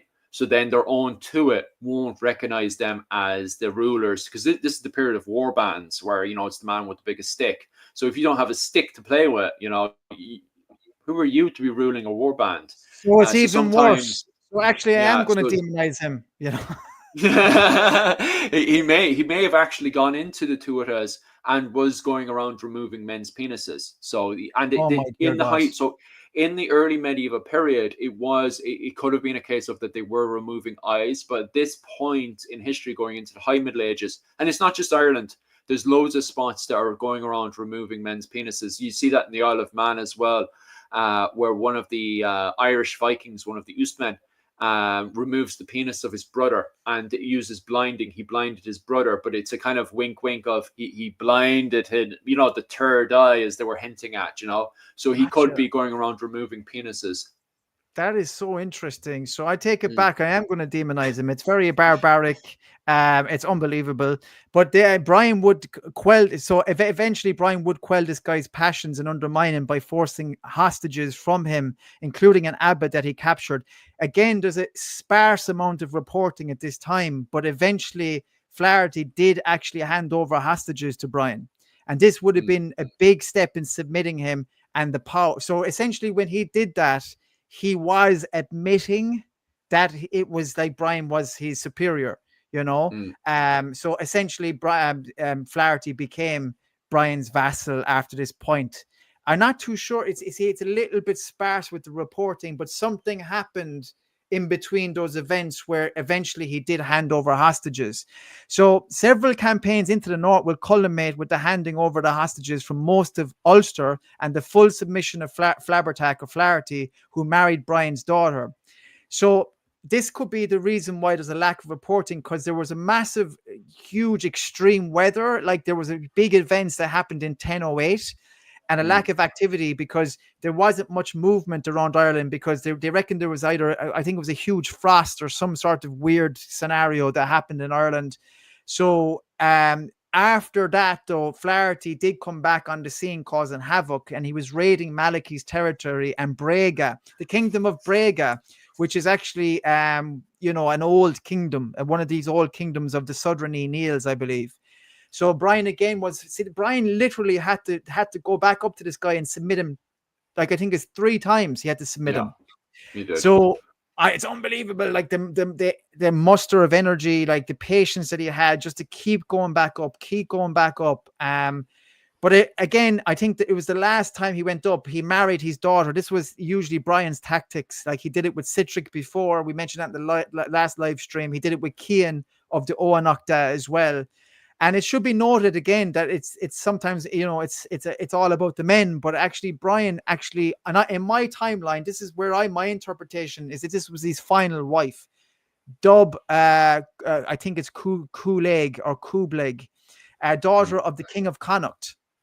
So Brian had 4 different wives. I actually don't believe this whole thing about Gormla being his wife after this. It's impossible. Donica was of fighting age. I think Gormla was his 3rd wife, potentially 2nd or 3rd wife. But this was his last wife. This is something to be noted, that there was a lot of debt around Brian as well. It's absolutely unbelievable, to be honest with you. Like 3 wives died, 1 divorced him. And so Brian actually at this point had a fairly full family, 4 prominent sons at this point and nephews, and several daughters with grandchildren. The daughters were all married off to Citric, Cian, and Flaherty, as I said. Hugely political maneuvering. Murragh, his oldest, was surely his commander at this point, likely around 40, 42 years old. Donnacha, from his Gormless marriage, he was probably in his mid to late teens. And also he had some very prominent nephews, Connig, who died in the Battle of Clontarf as well. This was a royal household of Kincora, like, so these guys were involved, you know what I mean? They weren't messing around, like, you know. And it's fascinating, the inner machinations of this household and how it all played out in Clontarf as well, which we'll get into. By the way, The Forgotten Prince, my book, if you want to read up a little bit more about this stuff, you can get my book. It's actually on a discount at the moment. So if you go on to bertiebrosnanfilms.com. So in 1010, we're moving on now. There was a last bastion of the north left to go to submit, and this had to be dealt with. This was the Canale Connell. Flaherty was subdued for now, and so Brian would be the unequivocal highest of High Kings, submitting every last High King of any standing. So this is when Brian went up into the Canale Connell, right up into, looking at the map here, he actually did something similar where he went up through Ballyshannon, and they reckon that he stayed back in Leitrim himself because he was around 71 at the time. And he actually sent up Murragh and Flaherty, believe it or not, went up into the northwest of Canale Connell to the king. They reckon the actual over-king was in that area. So up by Letterkenny. And then I think one of his younger sons and his nephew went into southern kind of Donegal region, and they literally went up in a kind of a 2-prong attack. And then someone pointed out earlier on about this naval campaign. I think it was Crispy Kissinger, class name. 1011, this naval campaign went up the rear end. So there's a 3-prong attack of Canale Connell. It's just unbelievable. They literally said, you submit now or else your whole kingdom is going to be burned to the ground, like. And of course he submitted. He submitted in the end and actually returned to Kincora with Brian. He actually came back with Brian, and there was a whole formal engagement and stuff where he accepted gifts. This was a normal thing of like, again, the vassal would accept a gift from the king in front of the whole court, and this was meant that he was his vassalry. That meant that when I call upon you, you need to provide military support. That's what it all meant, like. And am I right in saying that, Phil? Oh, big time. Because remember, they're all, best friends. This was just a little bit of a misunderstanding. That's all this was, especially as we were saying earlier, like, it was easier to keep a baron in place that, knew the local people, understood how the finance and economics worked in that area. If you remove the baron, it causes problems. So it's easier to kind of, once the baron submits, have a laugh and a joke about it. Oh, this was just an inconvenience. We just had you just didn't understand the messages. Hey, the diplomat, I'll replace the diplomat. That's what's going on here. So obviously that's what Brian Boru wants. Like, and it's so funny. It's hilarious because this is a big, massive planned invasion, and even leading up to this, there is no ifs and buts. Brian Boru would have been stomping the freaking thing going, I'm going to really make him submit. Like, when he's done, he'll be hobbling the ground. And now suddenly, once he's submitted, it's like, oh, we were always best friends. You see the same thing happening in the movie Outlaw King. It's such a good example of submission where Bruce goes up. Have you seen that? No? I must watch it again because it's a great one. It's a great film. Yeah, when you see Robert the Bruce submitting to Edward I, do you not see how the way he suddenly sparks up and went, oh, we were always best friends, weren't we, Bruce? Yeah. We were never fighting each other. It's easier to have that kind of banter. I know, I'm fully aware that leading up to the battle, you'd have these kings stomping and, having their little fits and stuff and organizing these massive campaigns. And then suddenly once submission comes in, people are having festivals. That's what people don't quite understand why there's suddenly a joyous occasion, but it's always a case of, the victor, it's because God had chosen the victor. And it was actually, the whole thing was just a misunderstanding. You just didn't understand. It was the diplomat. It was this, it was that.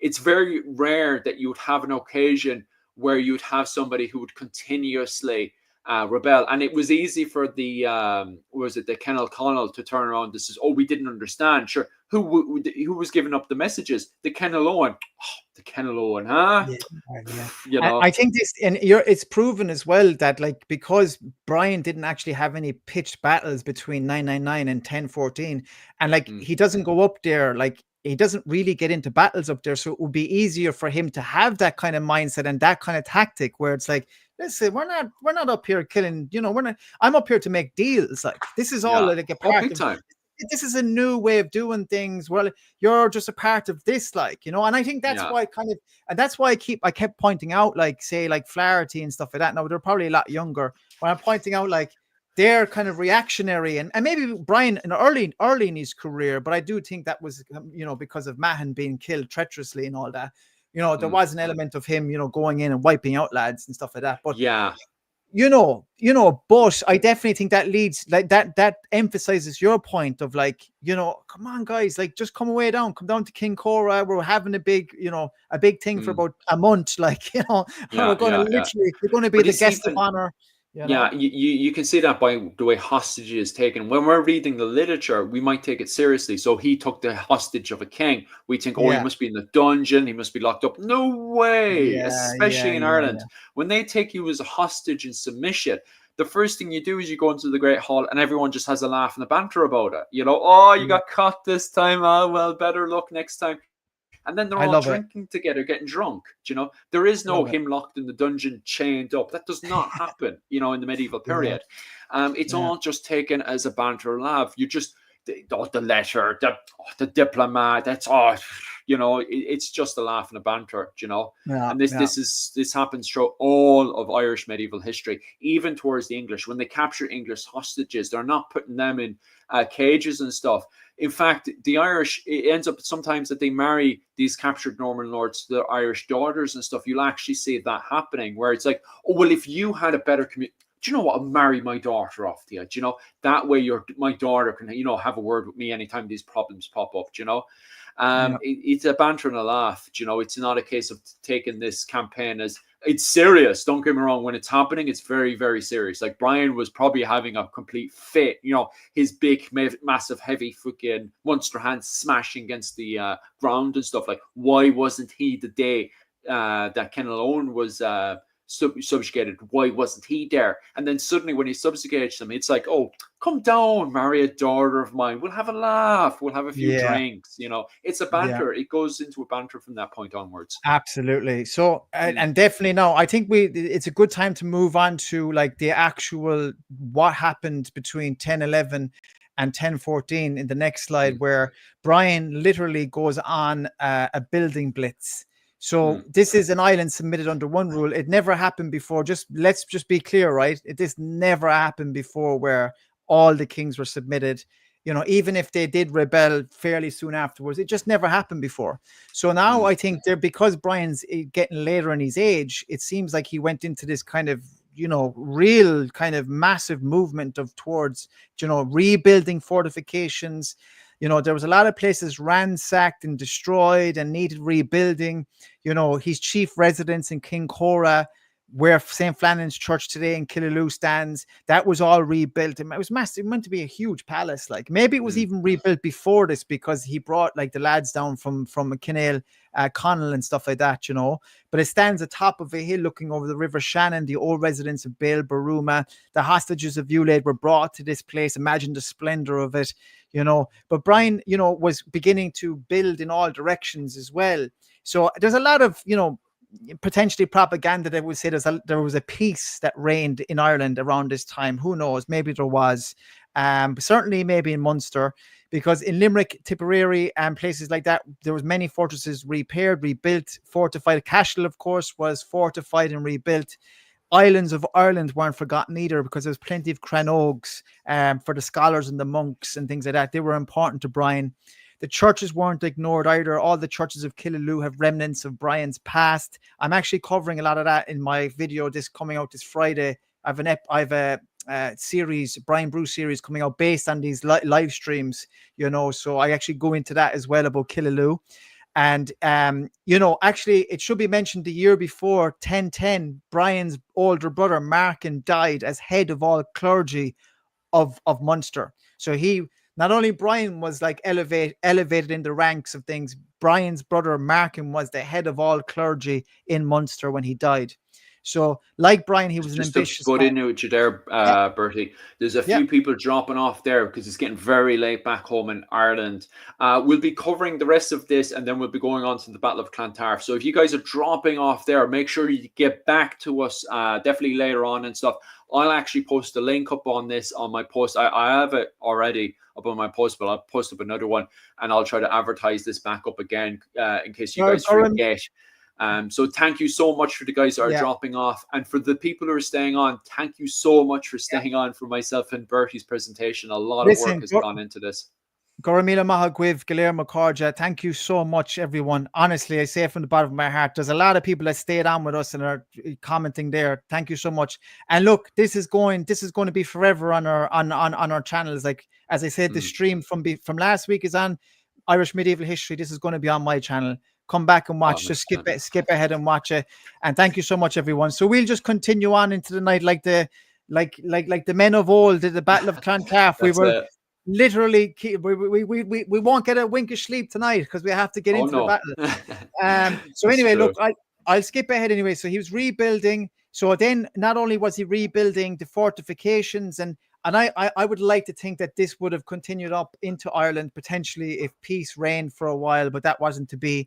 But apparently as well, commissions of works of literature for the sense of learning with buyers sent to Europe to purchase books. This is a big theory that went. Now this is only really written into the Cogad Gael Nigalach, which is actually a propaganda piece. But it does actually follow a lot of the narrative of the annals of Ulster. So maybe it's embellished, but it's not outside the realms of possibilities because Brian was a learned man. And as we said, that there was a lot of people around Brian influencing him from the academic circles, the clerical circles. Why not would this emperor be looking for works of literature from Europe? I think he was definitely actually getting the scribes and the scholars to recreate old works, to do different things. There was no doubt about it. The education was vitally important to him. So there's no doubt about it. I don't need to be convinced about this at all because, as we know, Cormac MacArt and stuff like that, they had books like Psalter of Tara that was referenced in later historical texts. That was one of the greatest records of chronicling the history of Ireland that was destroyed. The Brehon Law tracts, there's a lot of stuff is lost history. So I would imagine Brian was trying to protect and preserve, recreate things. There's no doubt about it. So I don't know if you have any thoughts on that, because we can kind of skip ahead if you want, but do you have any thoughts? No, it's perfectly fine. It's perfectly fine. Yeah, cool. So maybe the 1 second. Am I still on the last slide? Sorry, Phil. The very final submission from King of Cainel Conal, which meant that every single king. I think I've already covered this. I've already covered that. Oh yeah, covered it. I've already covered that part. Actually, yeah. Okay. Yeah, I've already covered this in terms of the Cainel Conal. They actually did all submit, and yeah, okay, I covered this part. Actually, yeah, we can skip ahead. Sorry, Phil. So we're into the part now, right? So Brian did achieve that status in 1011, and it wasn't long before things started kind of unraveling a little bit, which is so sad. It really is sad. And there is an element of like Brian kind of being so focused on rebuilding. That I do feel there was an element of him just going, oh, for fuck's sake, like, Jesus, here we go again, like, you know what I mean? But actually what seems to happen here, and I mentioned this early on, was it seemed like Mael Shackneil became a focal point in this because Flaherty was coming down into the south because he didn't like the idea of this guy holding on to his kingship of Tara. He didn't like the idea of this old High King, in bed with kind of Brian, pardon the kind of way of putting it, like, but you know what I mean? Supporting Brian. And he didn't like that idea. And then there are theories that Maelmorda and Citric were kind of in the ear of Flaherty as well. Now, people will Yeah. say, but how the hell were they in the ear? They're messengers, people. Messengers existed Oh, in these big times, time. Big time. you know? So this is what they reckon was the machinations of this rebellion. Now, it's very difficult to really know psychologically, and I don't buy into this. I'm not even going off my notes now because we can get straight into this. I'm not even going into this whole Gormlad thing because it's ridiculous. I think that's like a whole. I believe, and I'm not like one of these guys that try to virtue signal or anything. I don't really buy into identity politics, but in this case, I genuinely think it's a patriarchal attack on the female at the time, where Gormlad is the reason for all of this and male murder. I don't think that's the fucking case at all. I think it's way bigger than that.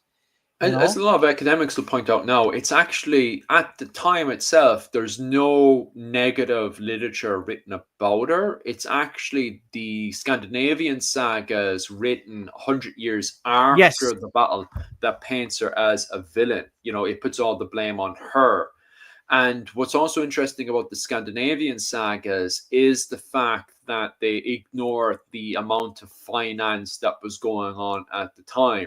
Like Citric, if he had successfully rebelled and he had supported the Northern Enel, previously when you had the Usman Anglo-Saxon War going on between 920 all the way up to 940, 950, Ireland was a decentralized Ireland. It had an over-king, it had a king at the very top, but all that profit, the majority of that profit, there was a level of tribute going to the over-kings of Ireland. But a good chunk of that money was going into the kings of Dublin. So guaranteed Citric was looking at the Northern, because the Northern Nail, their ultimate goal is to go back to the traditional old ways. They want the old decentralized state again. And so Citric, guaranteed, he would have been looking at what the Northern Nail were doing and saying, hey, look, I can make more money if I support them. I'd rather be a baron to them and have them as my over-king than Brian Boru. Where with Brian Boru, geez, there's hardly any money left by the time he's done. And he's using all that money to build up the rest of Ireland. What about Dublin? Dublin's the from the Dub's argument, and it's a constant argument between ourselves, Bertie, and the men of Dublin, is that they believe that they're the rightful capital of Dublin and all the money should be going into Dublin. And you still have that the same argument happening today, Bertie, where all of our taxes, we believe the taxes should be going into the rest of the island, and they believe all the tax should be going into Dublin. And that's what Citric's ultimate goal is at the end of the day, But also on top of that, maybe, Gormlad was a part of that because Citric's mother, she was the biggest, she was fully switched on to the economic and finance that was going on because she had been in Dublin. She'd spent most of her life at this point living in Dublin and organizing the economic and finance that was going on there. A lot of women at the time, and a lot of men are written in the High Middle Ages as considering women, it was, economic and finance was considered a woman's job. Sitting there all day counting the pennies was considered a woman's job to many people. Not everybody, but there were many people in the High Middle Ages that did believe that counting pennies was a woman's job. And if that's true for Gormlad and Aid, the deep-minded, and Land of Mead, these women were highly switched on to the economic and finance. And she would have easily whispered into Citric. So from that view, then you could turn around and say, oh, well, Gormlad had her hand in there. But she's not the only one. There were lots of men who want to make lots of money, There's something fascinating about Gormlad, and there is of course elements of her being influential. She was in the court of Citric at the time of the Battle of Clontarf, and as you said earlier on, I just don't buy into that whole later kind of narrative around her. But there's no doubt about it because she was born into royalty. She was born of a Leinster king, you know what I mean. So. And she married into the Viking power at the time of Dublin, having Citric out of that, Olaf Curran. She was an unbelievable person. There was no doubt about it. And there was definitely probably resentment. I think Brian divorced her and moved on. He wasn't. But anyway, the point is that what I think it actually is it's like a kind of, it's to do with the North again, and the Southern Enels having, because Malachy and Flaherty would actually meet in a battle in I think around 1013, and Malachy actually retreats. He gives up the hill. And I think before that as well, Maliki again, like I just God bless him, like he actually did something again in the north that mimics what he did at Ma'ire of Brian Boru's territory, where he goes up and burns a kind of an ancient site in the north. I'm just thinking, oh God, like just doing the same old tactics, and it feels like Maliki being in the middle, he kind of was in the middle of everything. So it was like Brian is down in Munster rebuilding things. He is the overlord, like the overking. But Maliki's kind of in the middle, and you have all these things going on around him. So Brian eventually kind of came back up again, but he didn't do this campaign back into the north. He actually just went up, which was odd, right? He went up to the churches to grant immunity, which is fascinating for me. It's almost like the churches took on a new level of importance for him. It seemed like he wanted just to give an element of I don't know, immunity. Does that mean protection? Like I'm not quite sure what that even means. Like, but he didn't go up to take on Flaherty again. It was almost like he was at a point where it was just like, God, I can't go back up to that fella again. Like, you know what I mean? Yeah. And then that would lead in then, right? So Citric and Maelmorda would, let me just see here, Citric and Maelmorda, they would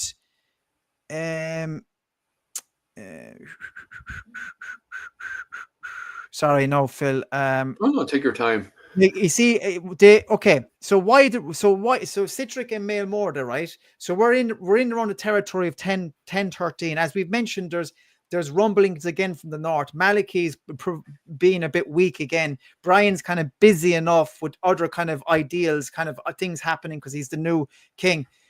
So Citric and Maelmorda both have grievances, right? So they both went into battle before with Brian and Mael Shacknail, the Battle of Glenmama. Funnily enough, that's the last pitch battle Brian would have or had, and he would again go into the same battle with these guys. So why? What was going on? Did Citric feel undermined? Was he not given enough status? Was he the fact that... Yep. To be honest with you, Bertie, and you can see that throughout the entirety of the 10th century, is that the men of Dublin and the men of Leinster are constantly looking for any excuse. Well, ultimately, like, don't get me wrong, I'm not saying Brian Boru was a saint at this point. There was clearly, whatever happened in the Great Hall between Citric and the King of Leinster, is that they ended up getting pissed off. Now, on saying that, was anything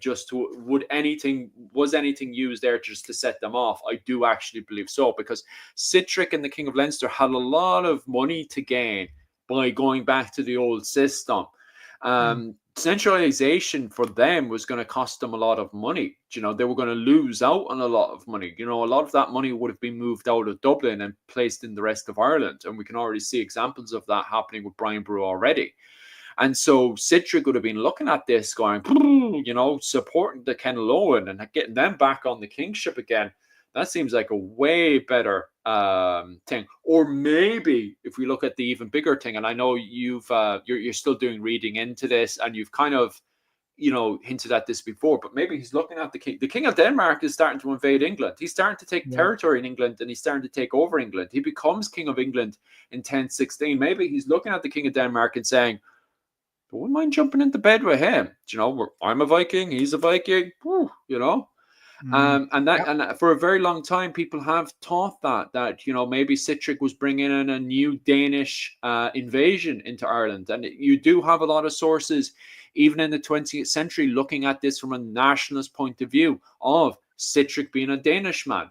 We know he's not a Danish man, but maybe deep in his mind, maybe he's looking at what the Danes are doing in England and thinking to himself, wouldn't mind jumping into bed with them, suddenly flying the Danish. And in the Battle of Clontarf, the Raven is flowing, so people who, theorize that, Citric was trying to jump in bed with the Danes. He was himself looking at himself, saying, oh, well, I'm a bit of a Viking. They're Vikings. Might as well jump in bed with them. Where there's smoke, there's fire, and so I don't 100% believe it was a case of Irish versus the Vikings, but at the same time, there's a possibility that Citric could have, It definitely wasn't just the Irish versus the Vikings, because we have to remember Leinster were involved as well, and there was not all of Leinster was in this kind of rebellion. But what's proven to be the case is that Murragh went up through Leinster and Brian went. Well, they both went different ways, and then they met at Dublin and camped out for 3 months, right up until Christmas in 1013. Now, there's something very significant about this, and we talked about this before the stream, and it's a word that comes into it: cogog, war.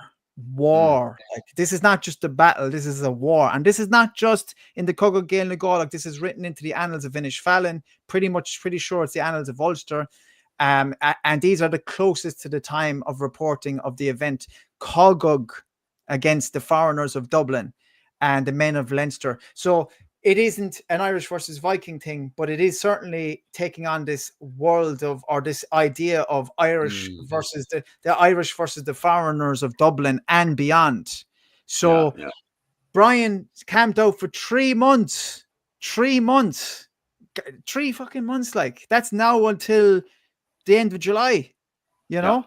That's an unbelievable thing to do. Like, it was trying to literally starve them out of it, and they didn't give up. Now, around this time as well, Sven's Forkbeard has just taken over from has he just claimed the King of England at that point? I think there's a battle around 990 where the Danes were supposed to take the kingship around 990, and then there's a little failure going on over in Denmark, from what I recall. I can't really get into the nitty gritty of it now. No, you're all right. But there is another. They successfully officially take over England in 1016. So in 1016 they officially take over England. So you've got a lot of raids, you've got a lot of fighting, and the Danes are really pushing for the kingship of England now. So the Danes are on top of. So, and Citric's watching this, like, both, like, don't get me wrong, it's not like Brian Boru's at war with the men of Denmark. He's not.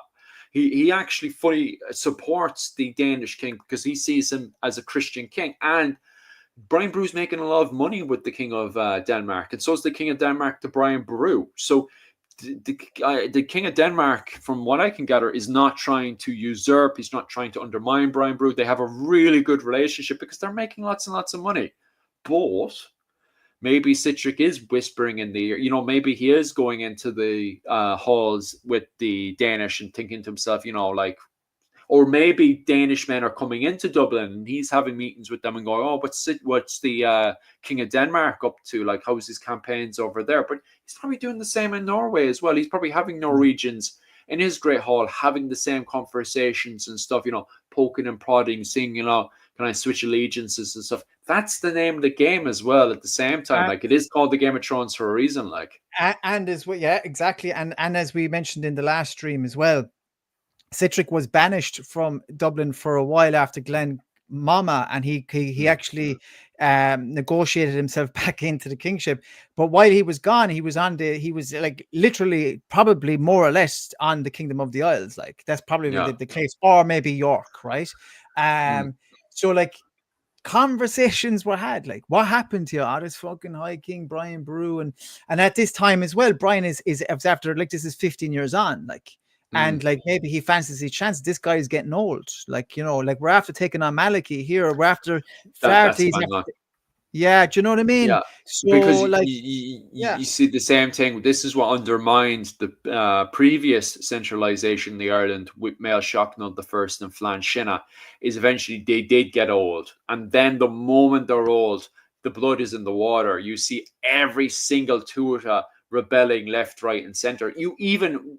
with Flann Sinna and Mael Shocknall, you even have Tuathas inside of Meath rebelling, So even the foundation of the Kingdom of Meath was completely swept under the feet. The Southern Nails, everything they had worked for was gone the moment they had gotten old, and you do see that with Mael Shocknall the First and Flann Sinna. The moment they're old, the blood. And Brian Boru is old, but Brian Boru nobody's challenging his son so far.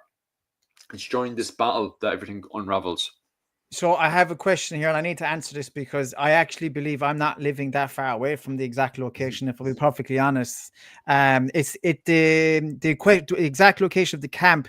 It's probably the Artane, Santry, Phibsborough area. There's no doubt about it that it's in these areas because it was definitely north of the Tulka, probably northwest of the Tulka. Do you know what I mean? So it would have been directly west of Clontarf, like.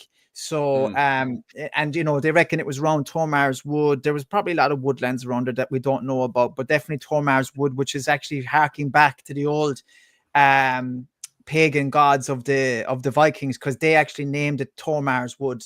So it's kind of eerie, the fact that this is kind of connected to Brodir of Man as well, and Brian being killed and stuff like that. Forgotten Prince. I deal with this in the Forgotten Prince. There we go. It's on discount right now. I'm not a Definitely salesman. an amazing book. Yeah. But anyway, definitely a book to buy, or especially after this. Yeah, exactly, bro. So look, we're at that moment now because I definitely want to hear your thoughts on the Battle of Clontarf. Look, we're not gonna sugarcoat this. We're literally Good Friday, April 23rd, 10:14.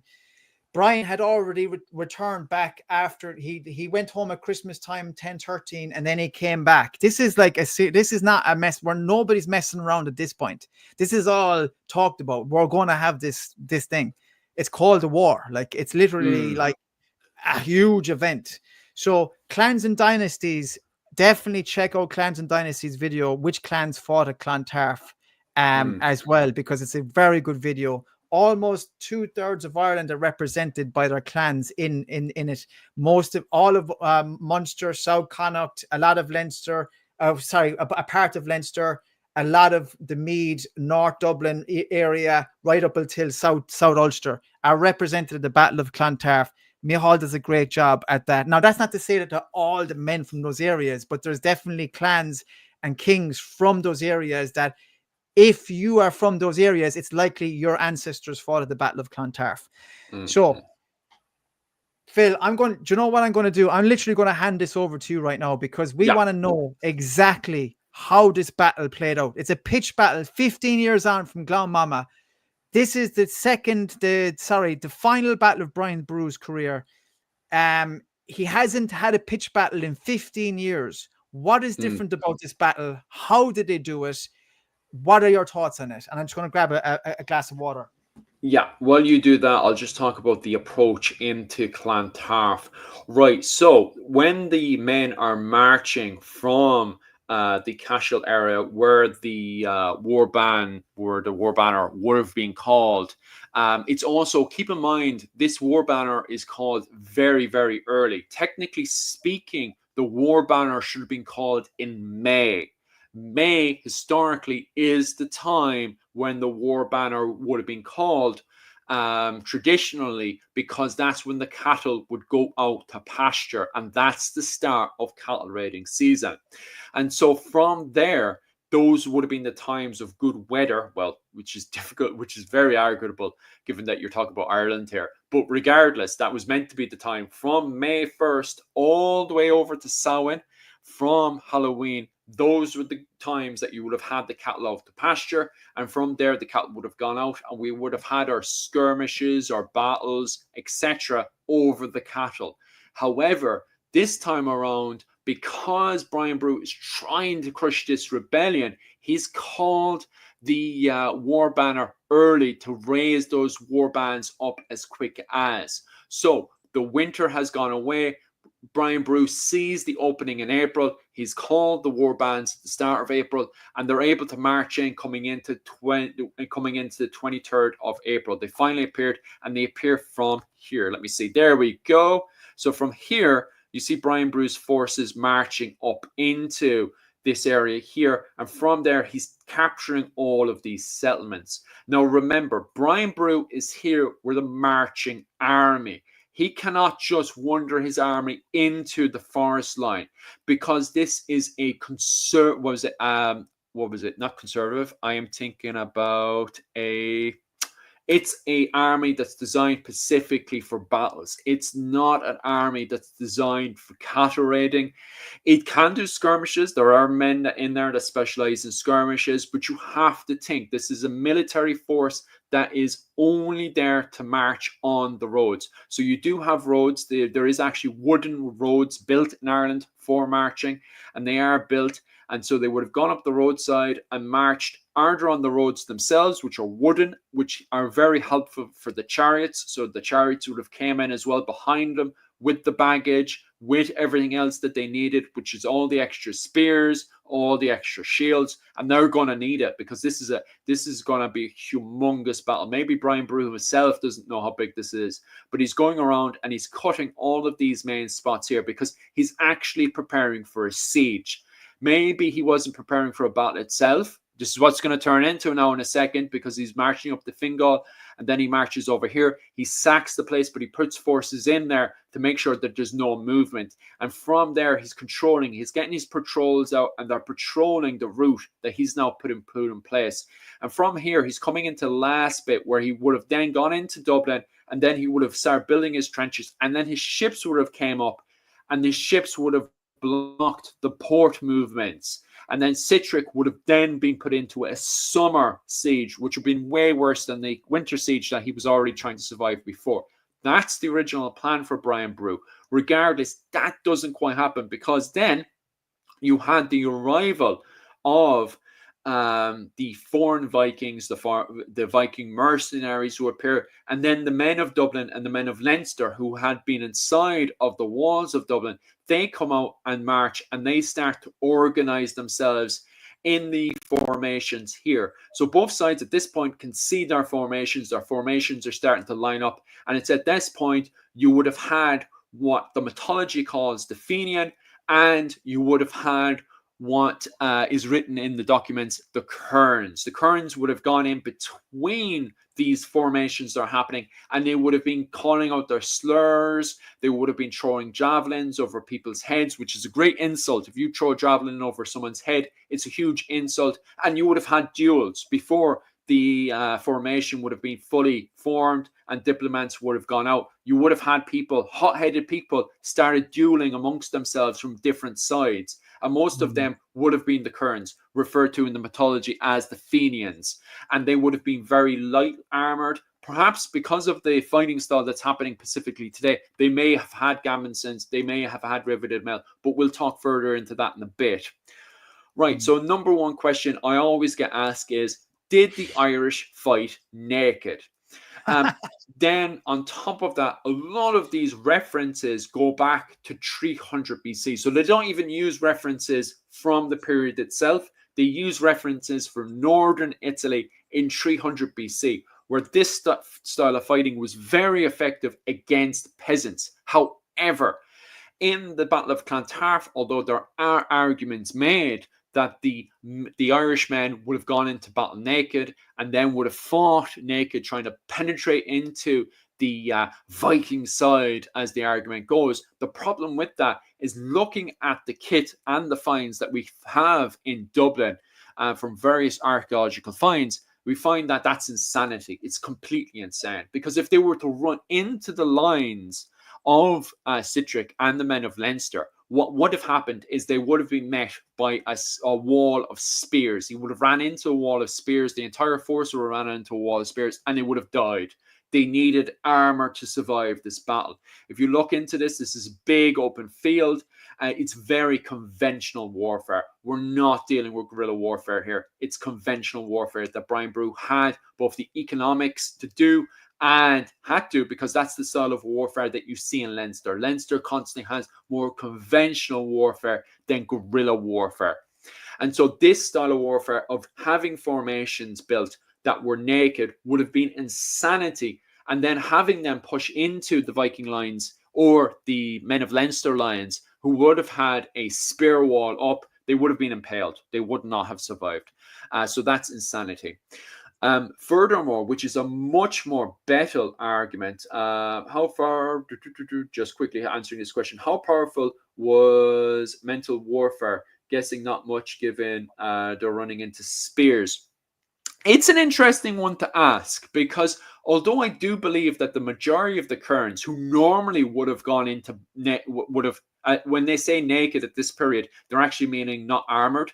They would have just worn the quarter-length pants that we can see here, and you can see that in the Book of Kells as well. Just watch out for his penis. He would have been top up. He would have been no top on, and this is great for skirmish warfare, for cattle raiding and stuff. And don't get me wrong, when they're having their initial duels at the start, just before the diplomats and stuff come out, they would have been dueling. This is Irish and Scandinavian warfare. You know, boys are boys. You would have had fellas that would have recognized somebody on the other side and start calling him names, right, trying to throw a javelin over his head. That would have been the norm. So before this proper got into a battle and you still had diplomats talking, you would have had local duels and blood feuds kicking off, because this isn't just from the political high level, this is from the low level as well. So you could argue and debate, could have some of them taken off their armor, because it's more easier to fight with a buckler. If you're dueling, and you're just talking about dueling now, it's easier to have the buckle and sword. However, because they're going into formation lines, I don't think many people would have used the buckler, short spear, and the sword at the time. I think the majority of people, and this is basically what takes up a good chunk of the military, is the retinue. Now, I constantly get in trouble for using Old Irish. I'm not a linguistic. I specialize more in the military side and the tourism to do with Ireland than the linguisticity. And although I have actually been told a few times the correct pronunciation for this, it's actually gone completely out of my head right now. So I'm not going to actually say the correct term for the retinue of Ireland at the time. But the retinue, which would have been both the men of Dublin and the men of Ireland, were of very high status. And during the battle itself, the retinue would have taken up the center and both of the end of the formations. They were taking up the ends of the formations to make sure no one's running away, because they're there to not just keep fear into the enemy, but also keep fear into their own men. Look, I'm by your side. I'm going to keep you, safe. But if you run away, oh boy, I'm going to hurt you.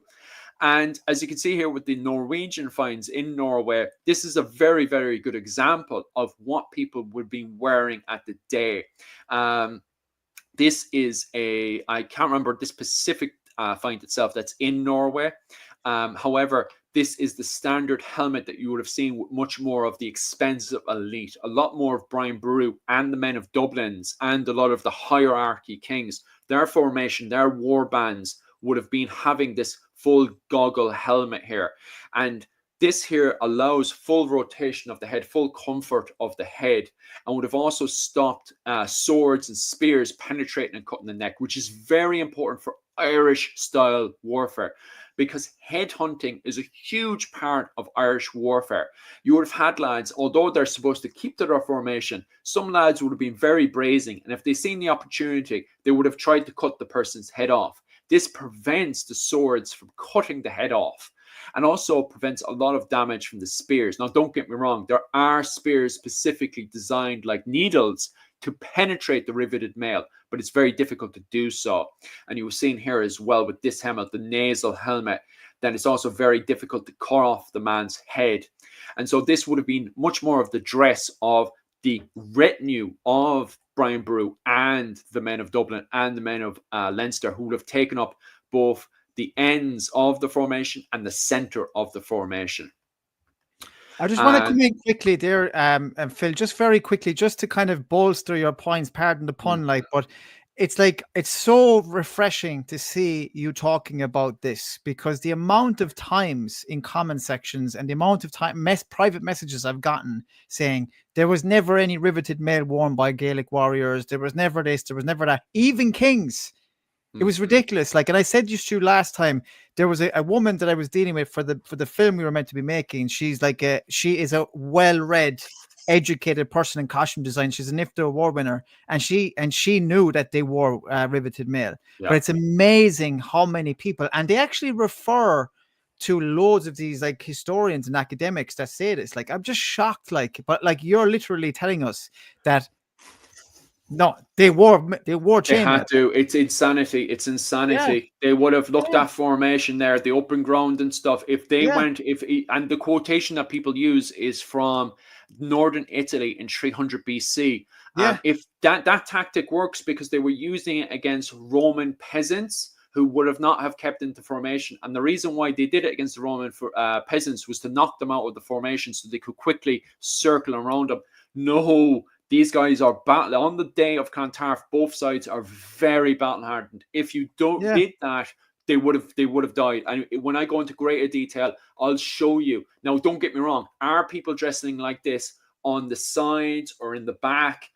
And definitely would have came in during the Yeah. early duels and stuff. Yeah, there would have been lads that would have rocked up that day just to duel against somebody they had a blood feud with, and then maybe they would have gone away earlier later on, or perhaps they put it on after the duel, put it back on the kit that I'm going to talk about now, which is, for example, on top there you would have had the goggle helmet as you've seen here, but the majority of people would have had a nasal helmet with cheeks.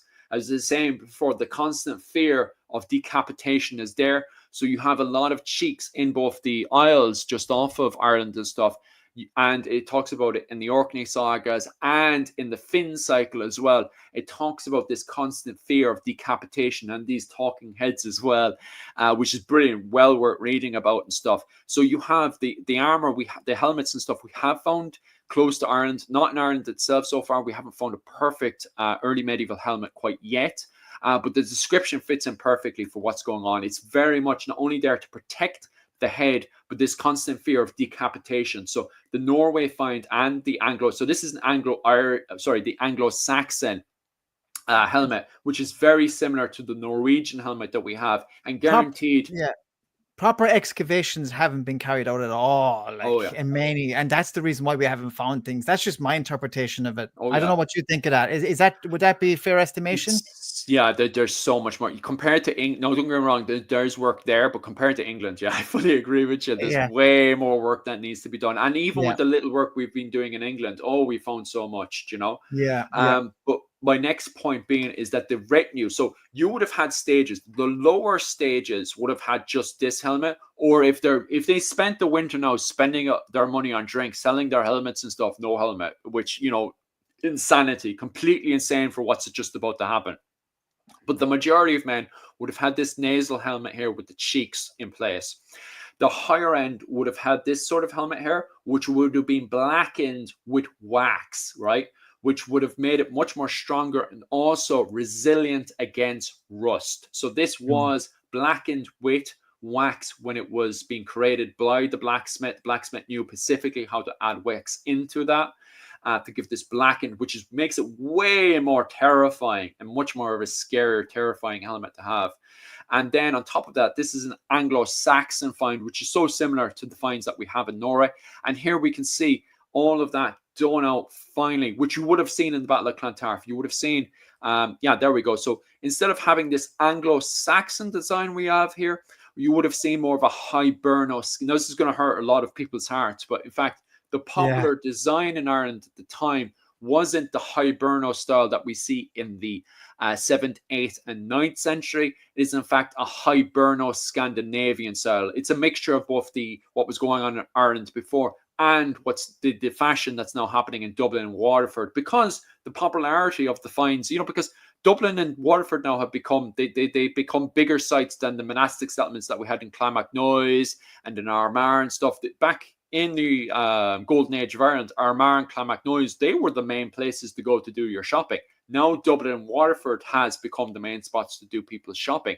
And because of that, the Hiberno Scandinavian style now dominates the fashion. So you would have seen a lot of this designs, if hopefully we do find a helmet next few years, but it's going to be decorated in a lot of this kind of design here called the Hiberno Scandinavian style. And we know this because we have endless amount of finds now in Dublin recently, where we have brooches and beads and all sorts of stuff, and they're all in this Hiberno Scandinavian style. And this is in Clonmacnoise. This is the center of Ireland here. And here we have up and around Galway, we have the Cross of Con, which is made much more later on, but also gives the same imagery of Hiberno Scandinavian. So these helmets and stuff would have been in that style.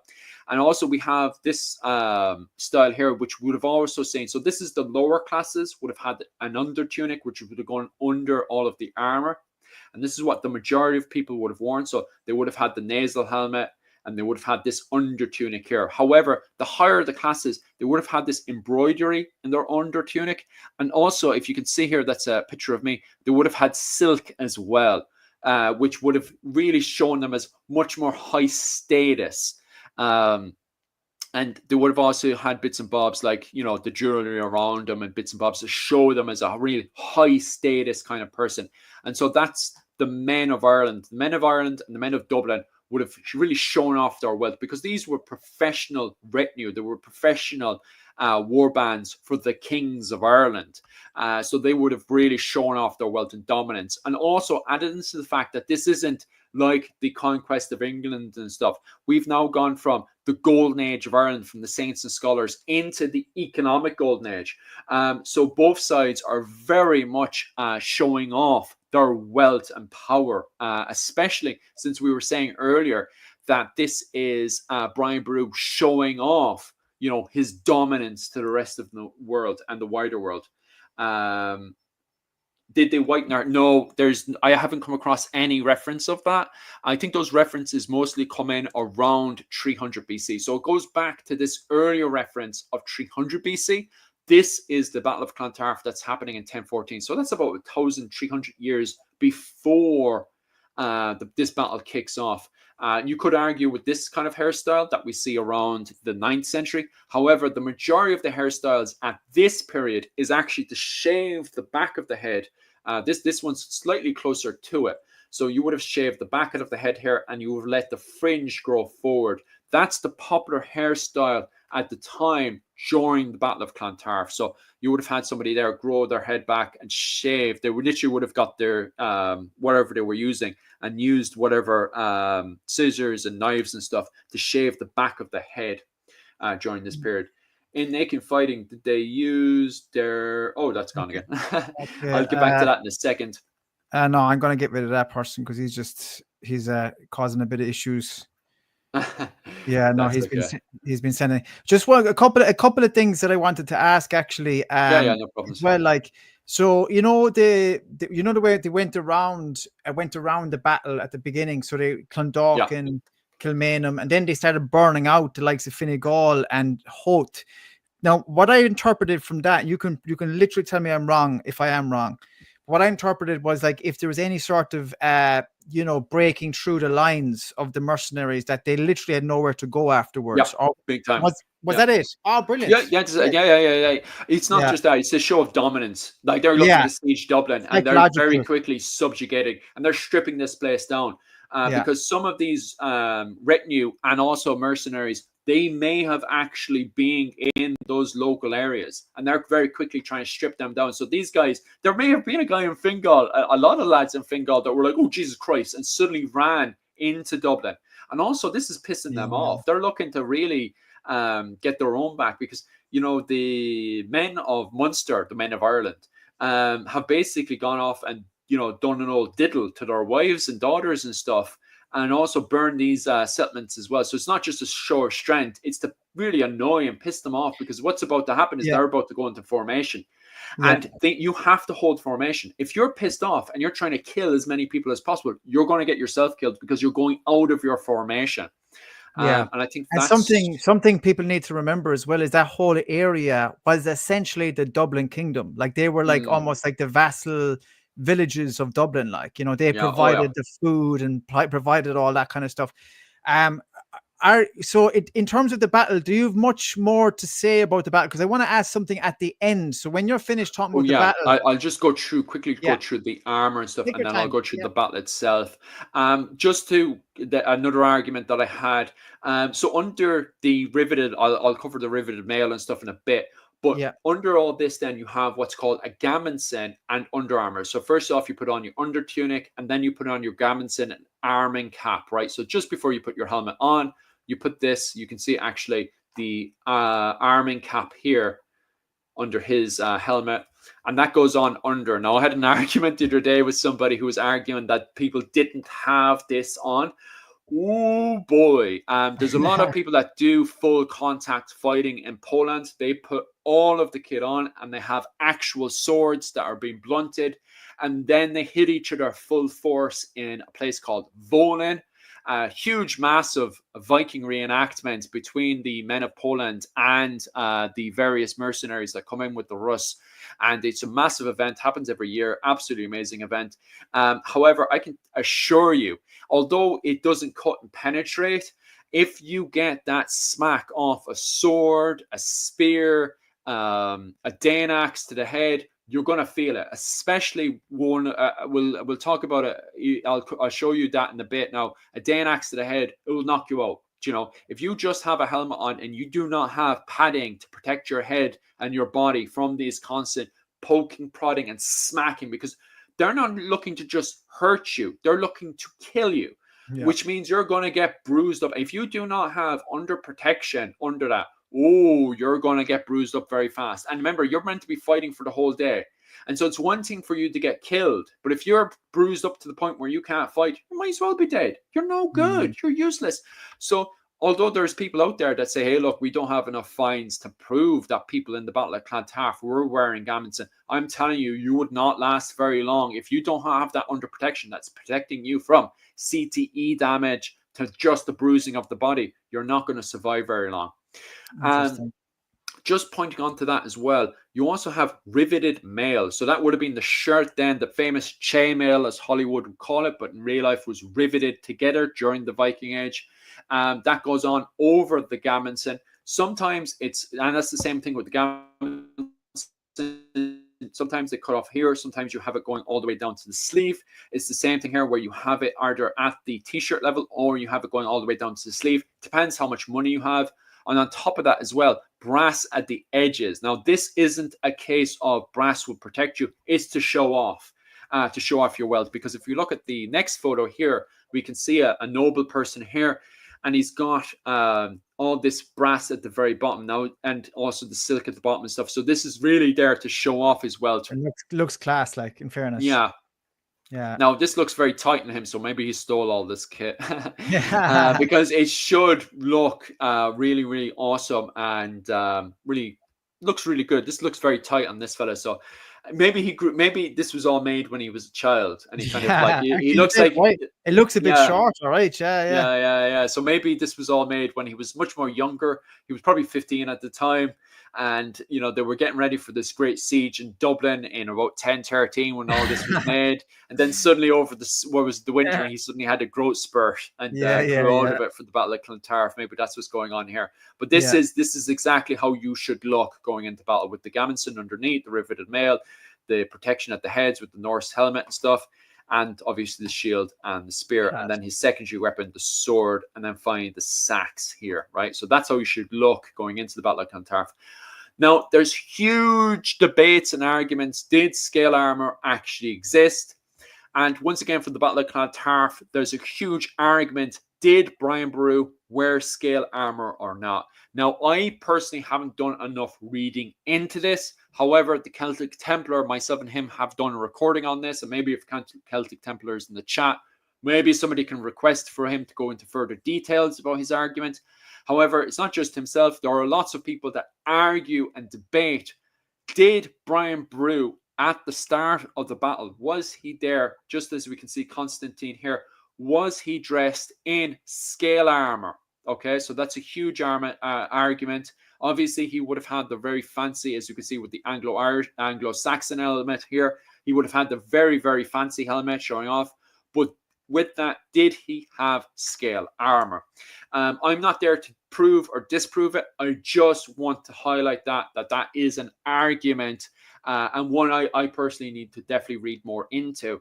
And it's definitely something that Celtic Templar over on his channel is arguing and debating about, if Brian Boru had scale armor on or not.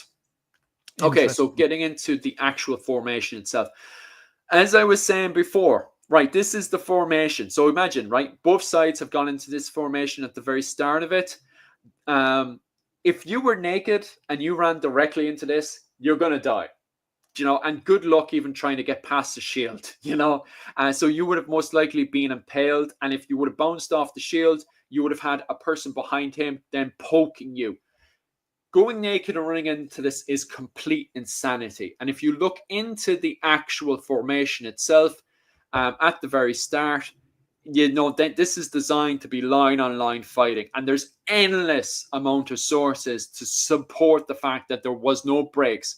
This is a horrible grinding battle. Okay, so it's glorified afterwards, but at the time this would have been absolutely horrendous. In fact, Yeah. we have accounts from Citric afterwards accounting it was like a farmer with the scythe cutting down the wheat.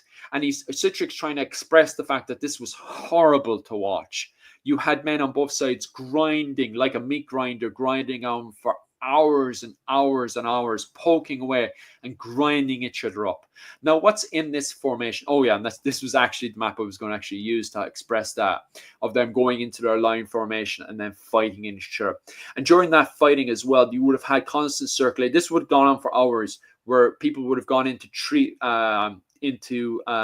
ranks, and they would have constantly been rotated out of it. You would have gone in there fighting for 3 to 10 minutes, probably even for an hour in some examples, and then you would have been rotated out, and then the man behind you would have gone forward. He would have rested. You would have fought for a bit, and then the second man would have rotated, and it would have gone into pairs of 3 in rotation until your warband would have been rotated out for another warband. They would have been slowly rotated in into these 3-man rotations. And so people are trying to get that rotation to break. And then when you're rotated back out, your spear would have been broken. Also, if your spear gets broken and stuff, people are also trying to move in and channel your fresh weapons in while you're being rotated around. So while you're rotated out, you would have dropped your sacks. Your sack screw would have gone missing. You would have fixed your sacks, which would have been a dagger at the time. Your sword may have gone missing. You pick up a fresh sword. You would have also got a fresh spear, and that would have formed the side of the Dubs that would have come in from Dublin. Dublin would have got ships out to back into the line. And then for Brian Boru's side, as we could see there, they would have got chariots up. So there's roads going in, and they would have gotten chariots up to move all this equipment over. And we have laws. My wife did an entire work on this, of roads that would have actually been closed to common trade going around at the time. And the chariots would have moved in, and at the back they would have resupplied what's going on, which would have caused the battle to last even longer than what it should, because there's no break. It takes hours and hours and hours of grinding to finally have a break. Now, getting back into the formation itself, not only would you have had spears in that formation, but you would have had people within the warband which would have had specialist jobs, one of which was the axeman and shield, the traditional one that we know so much with the Vikings. In around 820, we have the men of Ullid, who write in the book of Ulster, who absolutely love the axeman and shield. And the following season, when the Vikings return, the men of Ullid, the Ulster men, fully have axemen and shields in their formations, in their warbands. They love them. The Irish absolutely love this. And even when Gerald of Wales comes to Ireland with the Norman conquest of Ireland, he writes about this dirty tactic of using the axe to break down the shields, that he considered it, kind of weak. It was demasculating to do such a thing of breaking down someone's shield. Although the Normans, by the way, are also doing the same thing. They have Danish axes and stuff in their formations as well, which I'll talk about in a bit. But this was your typical, he would have not only had the shield to protect the formation and line, but he also would have had an axe, not just to, his main job, most of the time you would see him just cutting down or even blocking spears and stopping people from being stabbed and poked. But he also would have, used his axe to cut down the spear. But also, if someone gets too close, he's going to clog him over the head, or even try to break the opposing side shield, or even if it misses, you can actually hook this shield down as well, and then you would have had somebody behind the lines just quickly poke and stab him with a spear. These guys are highly, exceptionally great lads to have, absolutely amazing. Also on top of that as well, you would have had lads specifically designed to do a massive amount of hacking. They're known as the Dane Axemen or the Broad Axemen, and they would have had these Danish axes, and they would have been just there in the lines in the formation, just hacking away at the. And these guys are scary. I've done a few reenactments, and also I've done a few living history events as well. And dealing with these guys, and this is myself in my own kit there, Wow. dealing with these guys are absolutely terrifying. As you can see, my kit's not fully done there because I'm lacking the riveted mail that this guy has. This guy's got the full kit finished. Mm. So he gives you a far better idea of how the kit looked. But these guys would have been there with the Dane axes, and these guys are scary because at any time they can clunk you in the head. And if you get clunked in the head, even with a gammonsen and an armor cap and the helmet on, when you get clopped in the head with these things, it hurts so bad. And to think that some people are arguing that they didn't have arming caps on, this would have cracked your skulls. If you did not have an arming cap on, or even a helmet on, it would have just killed you on the spot. Yeah. This thing produces so much strength. Yeah. It's wild, and these guys are proper. Only there's an entire tests and exams to specialize. This was the warrior's weapon, very much specialized and very amazing weapon to have in the formation. Wow.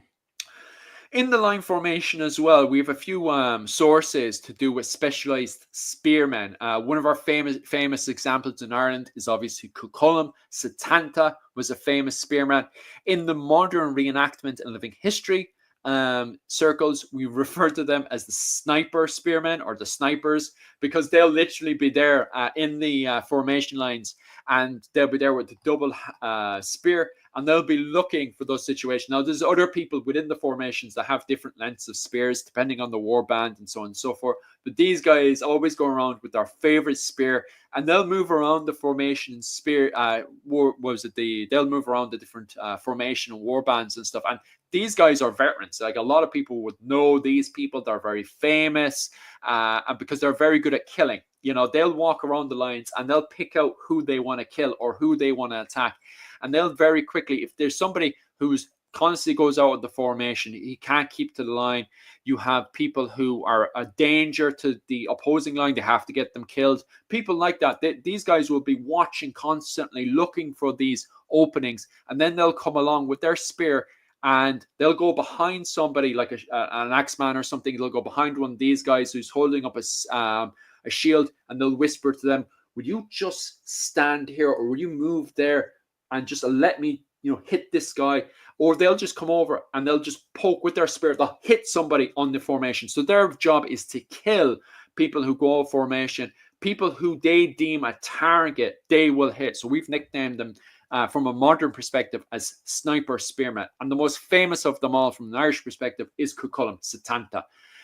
Constant references of him being used as kind of like a sniper spearman within the formations and lines. And these guys would have killed hundreds, if not thousands, of people during the Battle of Clontarf. So obviously then the massive argument then is the Kerns, these are the landless professional soldiers. So these guys wouldn't have been in the main retinue itself. These guys are mostly wandering around in the forest land between the periods of May all the way over to Halloween. These guys would have been out in the countryside constantly until the war band was called out, and then they would have come in, compared to the retinue who would have lived and stayed inside of the Great Hall all the time, the main fortresses of the kings of Ireland and stuff. These guys lived out from May all the way over to Halloween. These guys would have lived in the forest land. They would have used their cloaks to keep themselves warm at nighttime, slept in their cloaks and stuff, used their cloaks to build tents and stuff, and they would have just lived in the forest. And every once in a while, there was specific places within the forest that they would have stayed to clean themselves, wash themselves up, be looked after by a woman, hint, hint. That sort of stuff would have happened in Pacific areas for the Fenian war bands, for these Kerns, as they're actually called in the historical literature. And these guys, a lot of people would argue if they had armor on or not, if they did or didn't have armor on in the Battle of Clontarf, because they're notorious for cattle raiding and skirmishing, which is more favorable for not having armor. But for the actual battle itself, there's no way they would have had no armor on. They definitely would have, for the armor that I spoke about before, they definitely would have had armor for the Battle of Clontarf, because it's complete insanity. What you're dealing with is a meat grinder in the middle of it. So they definitely needed to have armor on. And because both lines didn't crack or break, these guys, because they're taking up a good chunk of the formation and war bands on both sides, the Kerns, they definitely had armor on for the Battle of Clontarf. So that's my argument for that. On top of that as well, you would have had the nobles themselves. So this is the term for the nobles. Obviously, I could get into even more detail to do with the different nobles and the different classes of nobles, but I'd be here all day arguing about that. So I just wanted to give you, this is a regular war band. And as you can see there, it's a mixed bag between the two. So where Brian Boru's main formation would have been dolled up to the max, a regular noble in Ireland, his war band would have been a pick and mix, depending on how well they govern themselves and stuff, how they're able to put together their gammon sins. Like this poor lad here, he's just got a piece of leather, doesn't have a helmet, and he's already bruised and battered, probably from the first clash as they move in and start poking each other and then pull back out again. So this is a regular war band that we would have seen during the Battle of Clontarf. Also, on top of that as well, we also have a lot of Viking mercenaries on both sides. Dublin, Waterford, Cork, and Limerick.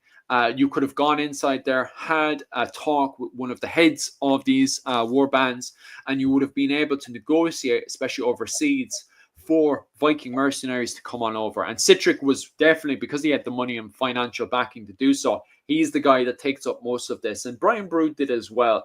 Using Waterford, Brian Boru was able to call on Viking mercenaries from overseas. And at the time, there was a lot of Viking mercenaries to hire. So both sides do have Viking mercenaries that they would have hired and got in contact with from Dublin, Waterford, Limerick, and Cork.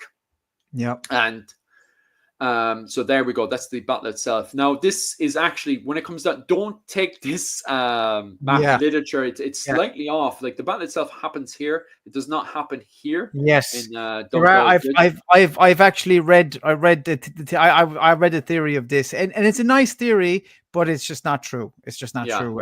But I see why you picked this, because it shows the contingencies and things like. I couldn't forget, was it the past 2 weeks now, I actually couldn't find a map that actually shows the names of each one of the war bands and formations. So I actually had to go back to using this old map. However, as you can see here, straight away we have the Dalcassians, which is Brian Boru's main forces. He would have put his retinue here at the edge here, and another pact with the Munster men in here. And then within the Connacht men, he would have gave them his own, one of his retinue groups inside there as well, in the center of it all. And their main job is obviously to control. Within that, you have the men of Connacht, the Dalcassians here, and also you have a mixture of the Munster men, the Scots, and you have various bits and bobs of people that would have formed up. They would have jumped in with the Munster men. The reason for that was to make sure everybody was kept in line with that formation here, right? And then on top of that as well, behind them was the Viking mercenaries. So the odd bits and bobs, the Viking mercenaries, whoever Randui rocked up the day, we have accounts of Icelanders rocking up on the day of the battle, who would have formed up behind the main formations. So the main formations were building up here. And it's the same here, where we can see the Leinster men, we can see the foreign Vikings from the islands of Orkney, we can see the Dubliners, and then the other Viking mercenaries would have just gone in behind them as well, okay? Now, the reason for that is because they want to start the battle off good and strong. They want to show off all of their colours, all the best banners, all the best, the main elite of the soldiers would have all formed up here. And then just before they clash, they would have thrown javelins at each other, and then they would have clashed in there. Now, it would not be a clash like you would see in a movie. You would have seen lads slowly but surely move in, and then a suddenly push. There's a push in the battle. However, the battle doesn't really get anywhere. There's no strong penetration. And so here is a pretty good example of the clash itself. So now they've clashed, and you can see the chariots moving in around here to make sure that they're resupplied, and vice versa. You can see that constant resupplying, and it would have even gotten boats in to constantly keep that resupplying going in there. Okay. Would the Viking mercenaries have known each other fighting against each other? Yeah, there's a very good, because of the amount of battles that are happening in England at the time, there is a good example that a lot of the English Viking mercenaries would have known each other, the ones that would have served with the Danish, because the Danes were hiring a lot of mercenaries a lot of the, I say English Vikings, but I mean the Vikings that would have served in England, they would have known each other. Perhaps maybe the men of Dublin and the men of Munster, the men of Ireland, maybe they may or may not have known the Viking mercenaries. They probably have seen a few of them, especially ones that would have, gotten involved with the cat raiding and stuff. So on and off, they may have known a few of them. They may have known one or two of them, and it depends on the person. Are we dealing with a veteran that's been in the military for years, or were you doing a lad who just popped up in this season and stuff? So they would have been in these circles and stuff. So perhaps they would have known them, perhaps they would have not known them. So they would have clashed, and this battle went on for hours. And the problem straight away, although the men of Leinster actually do get the initial push, they're actually able to push the men of Munster, and they start off very, very well in the battle. What happens is there's a slight stalemate where there's no actual moving going on. There's no solid moving on. There's lots of attempts to try to move on, but there's no solid moving going on with these formations. However, coming to the later on in the day, what happens is that the men of Munster are able to start flanking the Leinster men, and there's a panic going on this side. So the men of Munster are able to get the first major push and start to flank around. So you can imagine, if they got that entire flank, the battle would have been over. However, the men of Leinster are able to hold on and then hold that ground. However, at this point now, the men of Munster have slightly flanked them, right? So there's this constant fear here at this point of flanking. The men of Connacht take full advantage, and they go in for one giant push in the centre, right? They push the men of Dublin, which was really affecting the men of Dublin at this point. And then 10 minutes, an hour later, there's another giant push from the men of Connacht again. And this giant push is the one that breaks them. So the fighting breaks, continues on, but it's this second push that does break the men of the Viking men. So the men of Dublin at this point are starting to lose the battle massively, because you have this massive flanking starting to go on. Now, if you go back to this one, this flanking would have gone on like this one, which makes perfect sense, because if we have the flank going off here, this is where everything's breaking and falling apart. And at this stage as well, the second major thing is very, very, very important, is that the coastal water is starting to go up. And that's really important to take note. That means that they're no longer able to use their boats. They can still do it by foot, but they're no longer able to use their boats to get fresh supplies in. But it gets worse, because we have this breakage here between the men of Munster and the men of Connacht. Men are fleeing here, and you've got men of Munster chasing them, which causes another skirmish and battle on the bridge, because they're trying to keep this clear so they can keep this supply. But this is over now. This battle is over, because they're no longer able to get the boats over around to keep this supplied here. And also, this is also broken as well. So the battle's over. Can I just jump in real quick there for a moment? Because I want to just say about the tide thing, right? Because this is actually something that has come up where people, because, you hear this kind of slightly romanticized version of it. The tide came in and then people were killed at the Talca, right? No, it actually happened, because they've proven it. There's Duffy would have talked about a Trinity professor. I don't know exactly when it was done, but they literally went through the calculations. They went right back using the moon and all of it. Anyway, the calculations are all laid out. There was a full tide in the morning on the 23rd of April, 1014, and a full tide in the evening. So this thing, when we're in Dublin right now, it's complete. You cannot underestimate how different it is. There is a kind of a big, huge, actually, kind of man-made island, essentially, the Bull Island, that is outside of Clontarf here. The reason that exists today is because there is actually a pier that was developed by the British that goes out to Pool Beg, and that has created like a sand kind of silting of beyond Clontarf's shores there. So then the whole kind of bay looks different now, but then it was a massive tidal plain. So they reckon that obviously the mercenary side of the battle, potentially the Leinster side knew a little bit more about this, obviously, because they were from that area, but they just didn't take this into account at all. And they say that because Brian camped out for 3 months beforehand and other times in his life, he kind of understood how these things worked, and that's why they pitched up where they did. Look, who knows? But it is a kind of a coincidence. It would be a coincidence if that's the way it played out, you know. And they say as well, because you're talking about it in the same way.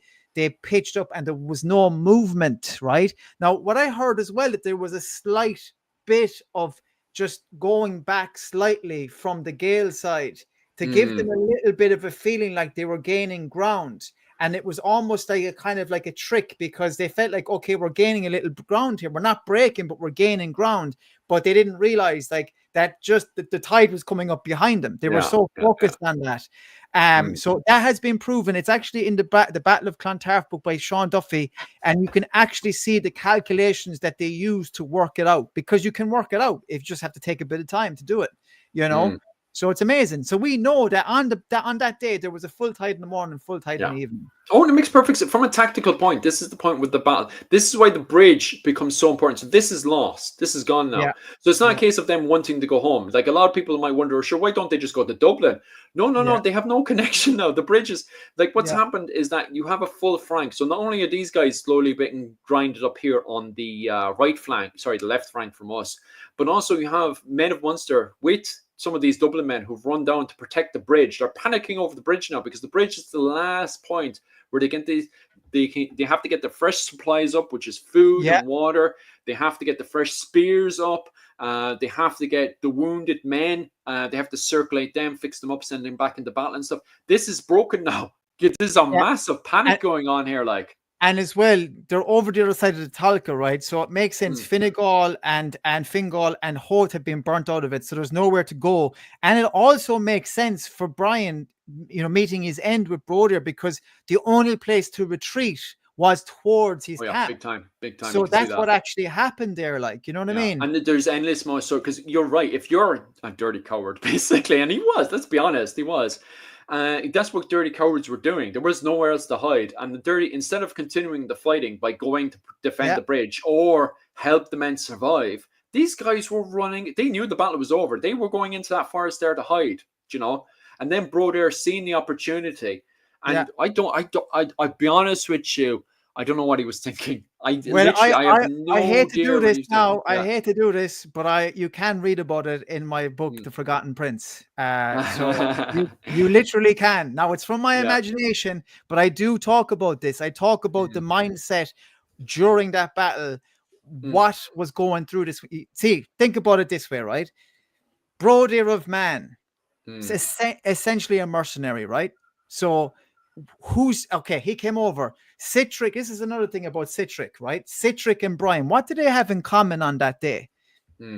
Brian was in his camp behind the Emperor of the Gale. Citric was behind in Dublin. He didn't fight, right? Why?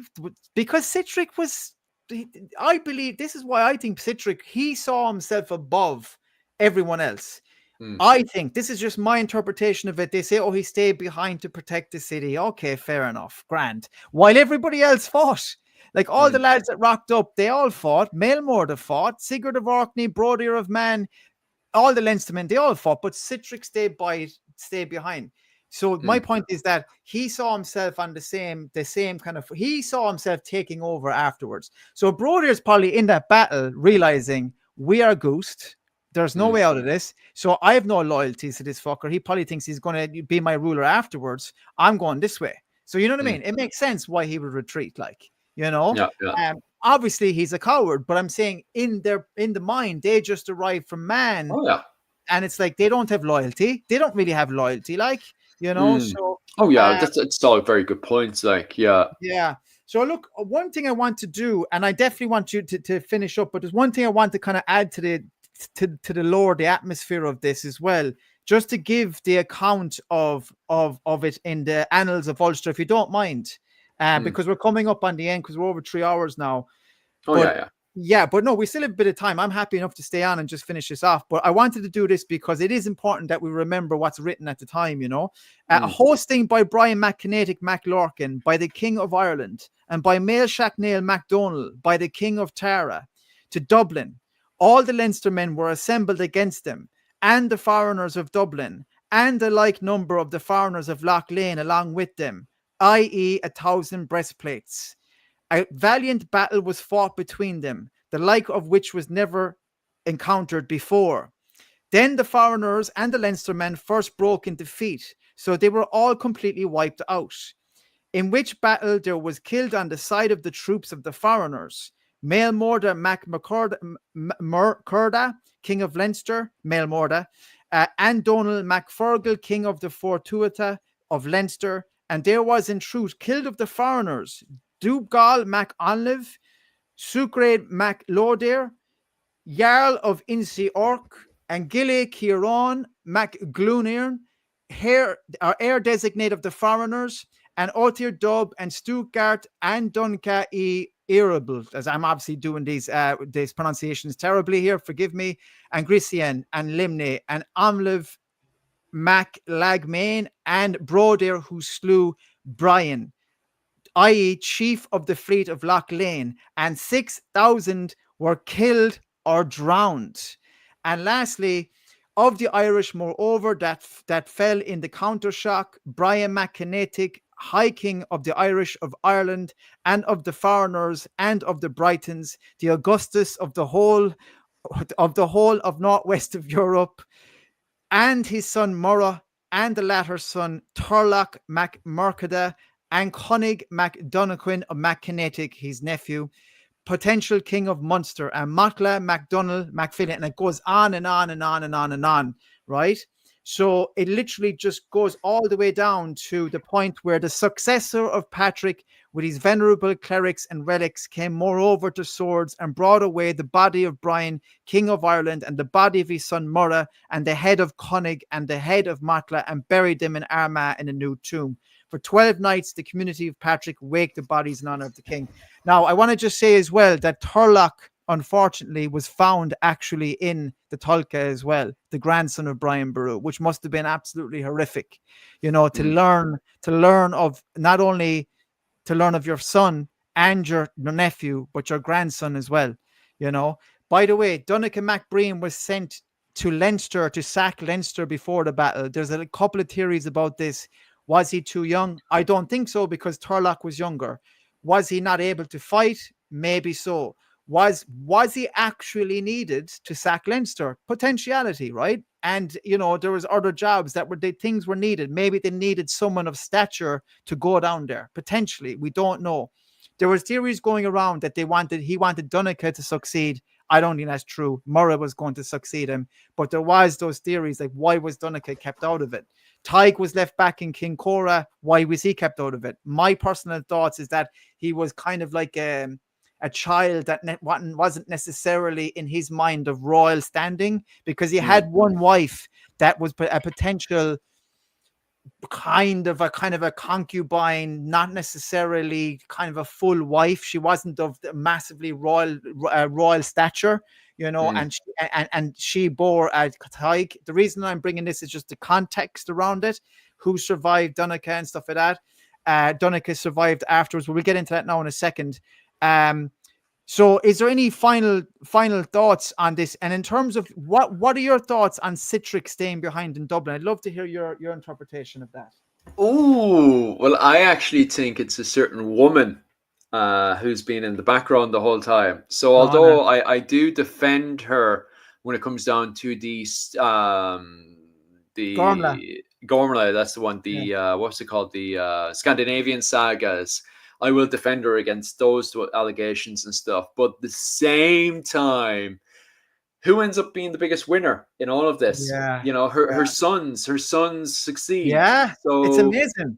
Yeah, so I do think Gormla was playing the Game of Thrones, because she's the ultimate winner. She wins this game. Now, this is very interesting. Are you saying so that there might have been some sort of reason to keep Donnacha out of the fight by Brian as well? I reckon not. I wouldn't say Brian, but I do reckon she was whispering and manipulating and controlling what was around her. She is 100%. So you say about Brian Boru being well educated.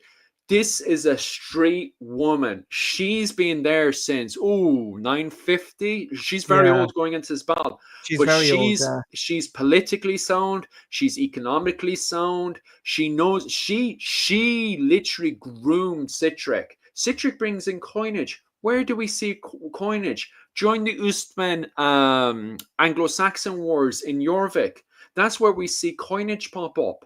She was there when coinage pops up in Jorvik with the Irish. You have Irish Viking coins in Jorvik before Dublin. She understands how the economic and finance of that functions. Who gets that up and going? Citric does. She uses her sons as the male dominance to her. She's a woman. She doesn't have this male dominance. But what she does have is the political understanding from her, Tim, because she was also married. She learned all of this from her first husband, Olaf, the King of Dublin.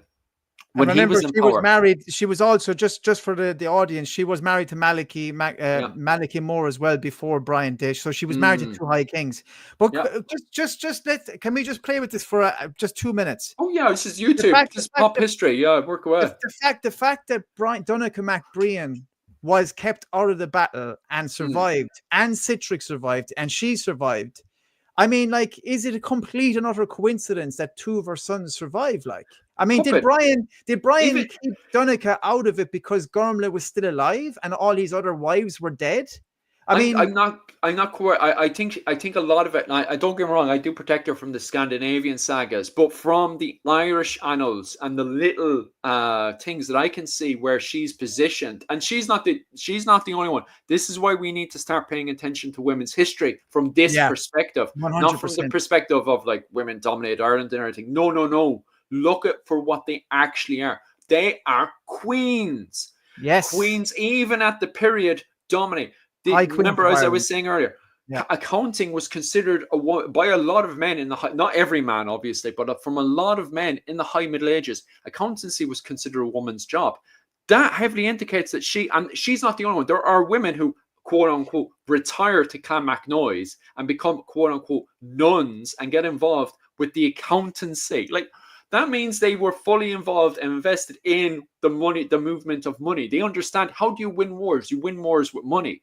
I know we're talking about the big politics of Brian Boru running around with a stick. She doesn't care. She's out to actually win the game. She's out for maximum amount of financial benefit. She's positioned all these boys to make as much money as possible. So at the end of the day, she retires off very financially rich. She won the game. It was a very important role, High Queen of Ireland. If you go into the list, like even just as from a pop history point of view, as you put it, and just go into Wikipedia, you actually have a list of High Queens, just like you have a list of High Kings. Like, you know, and this came to an end when the Norman conquest happened, just like the Gaelic High Kings. Like the High Queen was absolutely essential, especially now more mythological times. But of course, the semblances of these things continued onwards, where you had to have a High Queen in order to, like, if a High King cannot be a High King without a High Queen. It's impossible. There's a whole ritual to it. Like, it's the High Queen takes on the whole, you know, the kind of the goddess of the she kind of becomes the goddess. She is Eru, like she becomes that kind of the symbology of it is Eru, right? And then the king weds himself to the land. It's like the kingfisher myth. I hate using British kind of mythology to explain, but it makes sense. The kingfisher myth is actually amazing, because for a king to rule the land, he needs to preside over the good of the people. And without a queen, without the representation of Ireland, the fertility goddess, it wouldn't literally fly at all. This wouldn't happen. So Gormley was unbelievable in this time. And actually, it's a crime. And especially in these days when feminism is apparently huge and people really care about it, that I'm talking to an Irish history teacher a couple of years ago and she didn't even know who Gormley was. Yeah. I had to educate her. Like, it's a shocking, like, you know? Especially where these, like, no one seems to be, like, you see these big movements, but no one's paying attention to where these queens are positioned. Very much early on, when we look at the peak of the economic finance under Flann Sinna is raising these big military forces. But look who's in Clonmacnoise counting up all the pennies. His mother is Land of Mead is in Clonmacnoise, and she quote unquote retires in Meath. I'm like, how can you retire in the capital of Ireland where all the money's at? You can't just retire like that.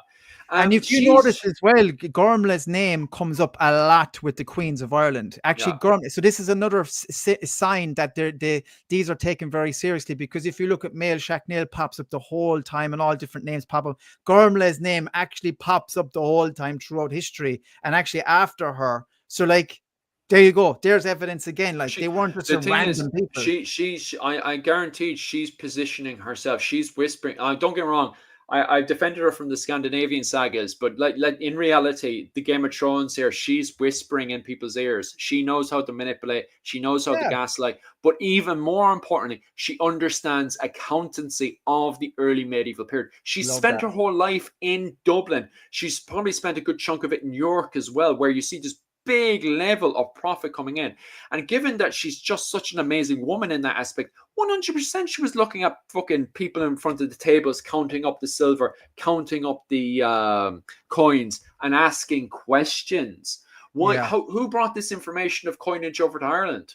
Do you know? You got to question these things. And another thing that we should point out as well, another important woman, even though she kind of gets lost, is that Slánna was behind, or Slánna was behind the city walls of Dublin as well, with Citric. She was married to Citric Silkenbeard, so Brian's daughter, you know. So this was like the aftermath of Brian's life, that his daughters were left behind, and they would have brought more offspring from Brian Boru into the world. Like, but like, so it was very much a fan. One of my big videos from my early kind of times with doing a couple of years ago, I was like, one of the biggest family feuds ever in Ireland's history is the actual Battle of Clontarf, because on one side you have Brian Boru, you've Dunakerv, the son of Gormla and the half brother of Citric, and the half brother of Slánna behind the walls of Dublin, versus Brian with Murragh, half brother. Then, you know, a whole family on one side and a whole family on the other side. Like, you know, it's just fascinating. Like, and listen, I just want to make this clear. Like, I'm not saying that Gormley wasn't, you know, influencing things. I'm just, as you said, I'm just against this whole idea that there's this, like, kind of like Cersei character or something like that. Like, or like a, you know, what's the ultimate king, the king or queen of the Game of Thrones? I don't think Gormley's that. But I just I know what you're saying. Yeah, 100% in the ears of these people. There's no doubt about it. But there is that slant with the Scandinavian thing where she's like this complete evil woman, like, and I just don't buy that at all. Like, you know. Oh yeah, I'm actually fascinated by her, and I think it could make a great TV series. Oh yeah, 100%. If you take it, like, with a lot of these people, it's like epic movies, epic films. No, she lives for so long, and there's so much drama around her. You'd have to do a 6-season series on Netflix, with a massive budget. Yeah, because she's seen so many wars and battles in her life. She's constantly inside the biggest, great halls where all the dramas kicking off and stuff. You'd have to do a big, massive series on Netflix to cover her. You couldn't do her in a movie. You know, you're really only scratching the surface. You know, with her very, very, very complicated character. You know, very complicated. So we're starting to make we're making headway now into the, you know. Look, you know, eventually they won that battle. Like, they won the Battle of Clontarf. The Gael won it, and they slaughtered the foreigners that came on the shores, and certainly a lot of the Leinstermen and a lot of the commanders of actually all the commanders of the armies fell, but actually a lot of Gael fell as well. Like, you know, but we did win the battle. Unfortunately, Brian was killed by a retreating Viking Highburner Viking of Man, Brodir. And then there was this huge event in Swords, and it went on to Armagh, where the High King was buried in the Ecclesiastical of Armagh. By the way, you won't believe this, I mentioned this last time. I'm going to put it up on my Instagram. I'm actually going to a reenactment of the wake of the beginning of the wake of Brian Boru at Very Swords. jealous. At Swords, I know, man. I would be too. Like, if it was yourself, man, I'd be like, "Geez, are you fucker?" Especially 2 or 3 days after this, like. Ugh. And actually, I actually had a hand, like one of the actors playing it. I actually helped him write it, like write the script and all. So I'm delighted, you know. Mm. He rang me up after the finished the notes for the live stream the last day, and he was telling me what he was going to read, and I was like, you can't say that, fucking hell, you know. But anyway, we changed it, and now it's better suited to what they're Nice. doing. But anyway, the point is that, you know, it was a Pyrrhic victory, as some people put it. It was a victory nonetheless. Okay, we're coming up in the very end now, but I want to ask you something, because this has been put to me a few times, and I want to ask you your thoughts on it. The male Shacknell dilemma around this. Where did he come in at the end? Did he retreat?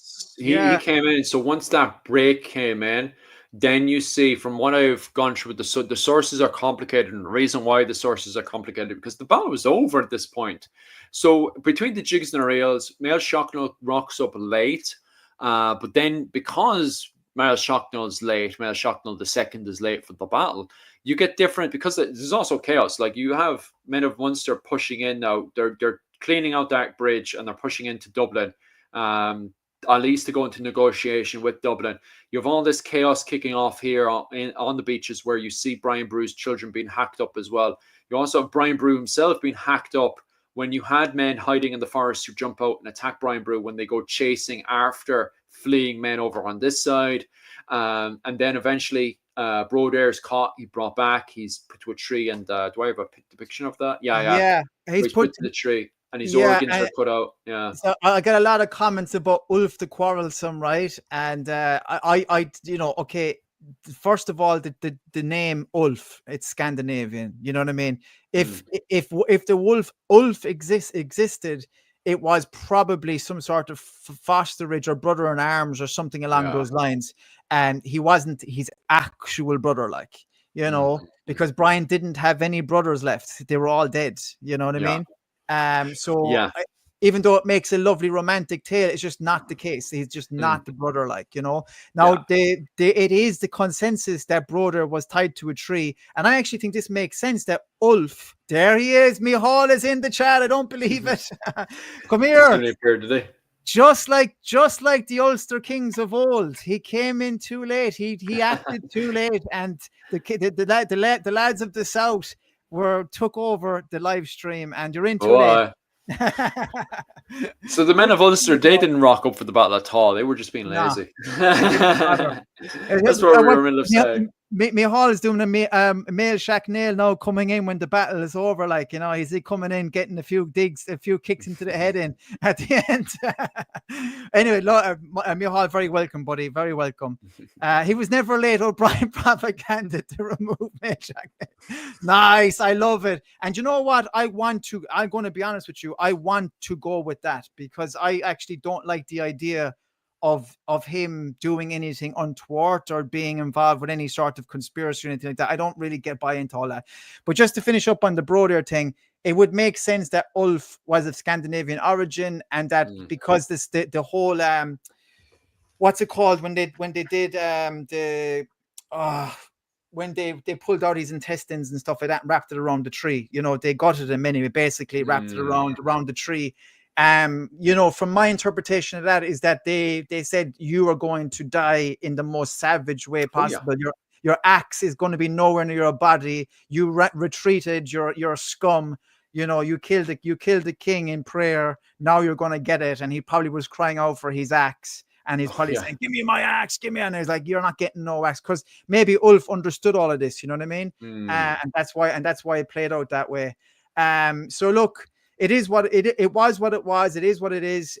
They won, but they lost. And Male Shacknell would have taken over immediately, and very grateful that he did for a couple of years, maybe 8 years or so. What are your thoughts on Male Shacknell afterwards coming in and kind of settling the ship somewhat? The Blood Eagle, not necessarily the Blood Eagle. It's not the Blood Eagle. The Blood Eagle is slightly different now. That's where the lungs gone over. That was Eye of the Bonus's execution to the king in Northumbria. What we're doing anyway here is the gutting, basically. What was it? Basically, what's the name of that? There's a certain name, isn't it? When not that I'm aware of, because Yeah, they're because it pops up again. The person who actually would know actually is Denton. Because myself and Michael actually covered this with Denton before. Disemboweled. Yeah, That's it, disemboweled. disemboweled. Yeah, Yeah. yeah, So they yeah. probably Would didn't have time or any. This was in the middle of the night, probably. Mhm. Like I mean, blood eagles and things like that. Yeah. You know. But what's your thoughts? But thanks 663. 663 has been a legend, by the way. Loads of comments. Legend, absolute star of the chat. Um, Mihal is an Ulster man is never late nor he's early. You're sounding a bit like Gandalf there from Lord of the Rings now. But Mm. anyway, so look, we're getting a bit late in the night now. So look, what are your thoughts on Mael Shackneil taking over the realm, the seat of the High King for his few years? Philip, what are your thoughts on that?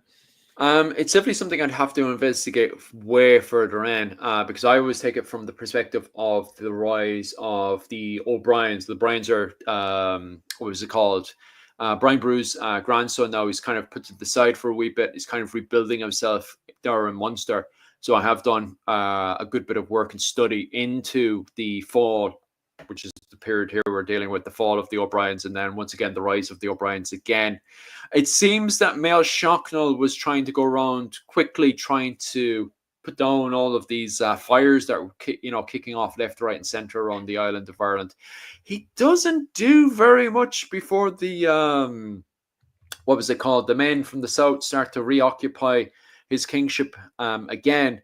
Especially with the likes of the O'Briens who are on the rise again, and then we also have the rise of the Leinster men with Donecha MacMail Namor, who appears out of Leinster as well. He was allegedly, supposedly, a child who was on the walls because he was fighting on the side of Leinster. He was allegedly a child who was on the walls who would have watched the likes of his grandfather and his father fight in that battle. Um, so that would have had a massive impact on his childhood and stuff growing up. And these are the kind of men now that are rising up. And as we were pointing out there, Brian Boru's grandson had gone from battle to battle to battle. So we're dealing with, as we go into the High Middle Ages, we're dealing with a much more bloodier, violent period, and a period Yeah, that calls for, I wouldn't say nationalism per se, but definitely the foundation of nationalism is starting to wriggle and appear in both England, Norway, Denmark, and we see that with the rise of Denmark in 1016. England is taken over by the King of Denmark. So you have the rise of this early, very, very, very early form of nationalism starting to appear. And Mael Shocknell the second, for a man who was a part of a family that was always pushing for more centralization, like he was the ancestor to Flann Shenna, Mael Shocknell the first, all yeah, these characters. He doesn't seem to push for any centralization within his own realms. He seems to be quenching all these fires that have appeared, yeah, and he seems to have no problems. When he passes away, and I'll let the Northern Nail have their go again, or something on those lines. Perhaps I'd have to do more research and study yeah. into that, to be quite It's honest with you. But it's yeah, very quickly swept. It's yeah, taken from underneath his feet, and it's yeah, the men of Munster and the men of Leinster who start to now take the kingship of Ireland, and they're the old ways of the Tuatha, they're now dying. They're now completely yeah, disappearing now. We're now into the High Middle Ages. We're into the Vikings are slowly disappearing. They're slowly merging into the population. This is the period now of reforming the church. It is the period of crusaders. Slowly but surely, everything's digesting in for the next 100 years. And, for these decentralized Nail people, they're starting to turn into stone and starting to go off into the distance. yeah, So it's definitely Mayor Shocknell II, in my opinion, did not take advantage of the situation compared to, and this goes back to our favorite woman again, who straight away with Citric are taking full advantage of the situation. They're bringing Ireland into the reform of the church. Right away after the next few years, Citric takes advantage of the situation. And not only that, he builds Christ's church. He goes off to Rome on pilgrimage. While he's there, he's giving his interpretation to the papacy of what's going on. He plans on putting Dublin in line with Canterbury. What's going on there? There's a lot of stuff going on behind the scenes. And furthermore, on top of that, you see that with the rise of the O'Briens. The O'Briens are taking full advantage of the situation. But what's very interesting is I don't know what Citric is saying to the Pope, but the O'Briens are the ones, not the O'Neills or the Kings of Meath. It is the O'Briens who are recognised as Kings of Ireland, you Yeah, know? because it's a Donegal, So because what's essentially, Citric saying? yeah. Yeah. Sorry, no, I just to say on your point there, Mm, Donegal does after this, like the Dalcash are pretty much destroyed for about 7 or 8 years, but then he starts to exert his dominance and becomes kind of a high king, with mm, not really the same as his father, but it would be his actual the grandson of Brian Tighe's son, who Donegal put his father to death for an assassination attempt. So Turlough Ibrian, who would have aligned with mm. Diarmait, The Maverick uh, Marilymore, yeah. exactly. But actually, Murcotach Ibrahim would have come in after Turlough Yeah. then as well and become a high king. So these guys, it's the But O'Brien. this is the thing. You're saying over king and high king. That's in bed now, man. If you look at the papacy, and this is what needs to make, it's no longer recognized, and they're not even pushing for over kingship. I know the Ulid and the Email up in the north see it as an over kingship, but to the south and to the papacy and to the kings abroad, such as Scotland, Norway, they're recognizing, especially the O'Briens, as the rightful kings of Ireland. Straight away, the publicity is going in. So although they don't take over the north of Ireland, they're still that when Donegal O'Brien or Ibrahim is buried in Rome, he's recognized as King of Yeah, Ireland. yeah, You yeah, know, yeah, yeah, they're recognized as central authorities. That yeah. old system, because now we're going into the early medieval period, is gone now after 1014. We're now in the High Middle Ages. It's a different game. We're not talking about the Viking Age anymore. I know there's not all the Vikings have disappeared. We still have Viking raids going on and stuff, but the digestion is going on now. The idea of the old system, not just from Viking raids, monastic settlements and stuff, that's slowly being put to bed. The old ways are going to bed. We now have new ways, you Yeah, know. We're now going into that proper crusader era, as a lot yeah. of people, the High Middle Ages. But like, it is interesting though to look at it, right? Because Mm, people say, oh, like, okay, I know Brian Boru was different and what he achieved and things was different. Submitting all the kings of Ireland and stuff, but his offspring did pretty much, like, effectively. Well, they didn't rule just like him, but they were of dominance 100 years after his death. Like, so mm. it's like we were quick to kind of say, oh, we all kind of ended with him and the Battle of Clontarf, but like Donegal, his fucking grandson and his great grandson, right up into the Mm. O'Connors, like, you know what I mean? So, what did they achieve? I don't know. Like, there was a lot of bloodshed and there was a lot of infighting. There was a lot of stuff going on, but they still were the big players, like, Yeah. on the Oh, big time. scene. So I think we're quick to, like, people are quick to kind of say, like, oh, it was finished then, but it's not. It wasn't finished. No, Like, this is a lot of Minute University. I had an entire rant the other day about this as well. Is that people they get to 1014 and then they just skip to the Norman invasion yeah, of Ireland. There's yeah, a whole entire 100 years in there. yeah, Was it 100, two yeah, hundred years of High Middle Ages history yeah, to unpack and unravel? Where we see an entire reform of the church going on. We yeah, see, what was it, the Rock of Cashel being built up, Rock of yeah, Cashel is handed over to the papacy and it's proper built up. We have churches and everything built up. We have German architects coming over. The McCarthy's, the branch of the Onoctor, are inviting German architects and sculptures to yeah, the Cashel to build that up. You have, as we were saying there, the O'Briens are getting themselves recognized. Like they have crusaders going off and they're coming back with bits and bobs.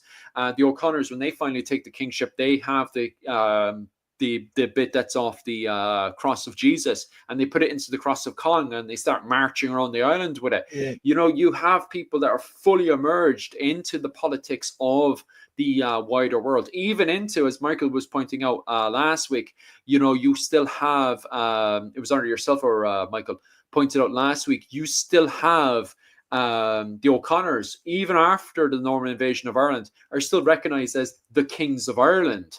Mm. There's still lot going on from the wider world. I remember a few weeks ago, I was talking with various other guests who came onto my channel, and they were talking about how even after Henry II had come in, you still have Rory O'Connor who's still getting involved with the Crusades, you know. So there is just so much going on, and yet that gets skipped on because it's more important to talk about. And I don't want to undermine 1916. I'm not planning on undermining 16.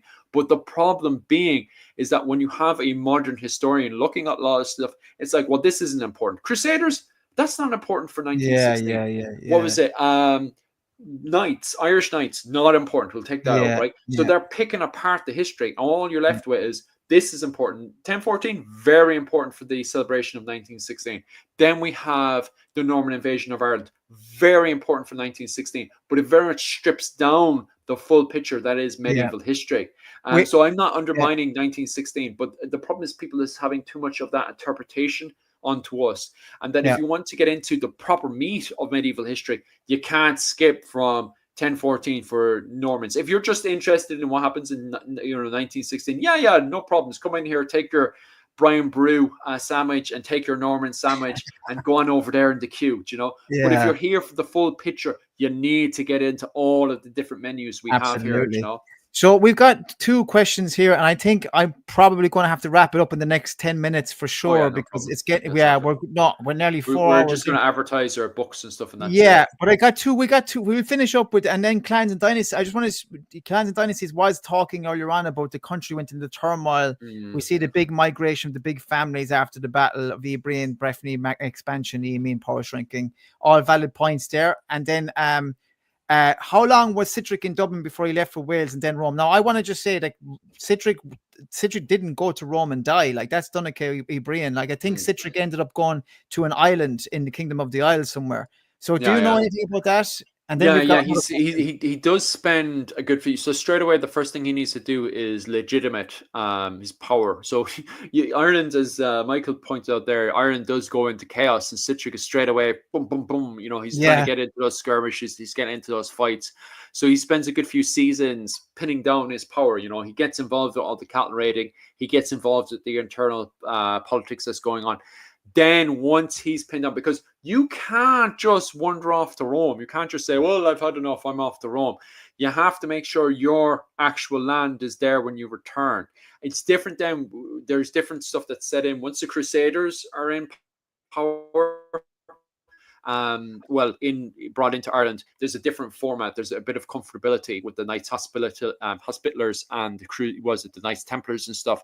They provide protection on your land, but they're not around yet. There's no one to protect Citric's lands when he goes on pilgrimage. So he has to make sure all of his enemies are eradicated first, and that's what he does. He goes politically, gets involved with there, which makes you very much wonder what's the relationship between Citric and his half brother, isn't it?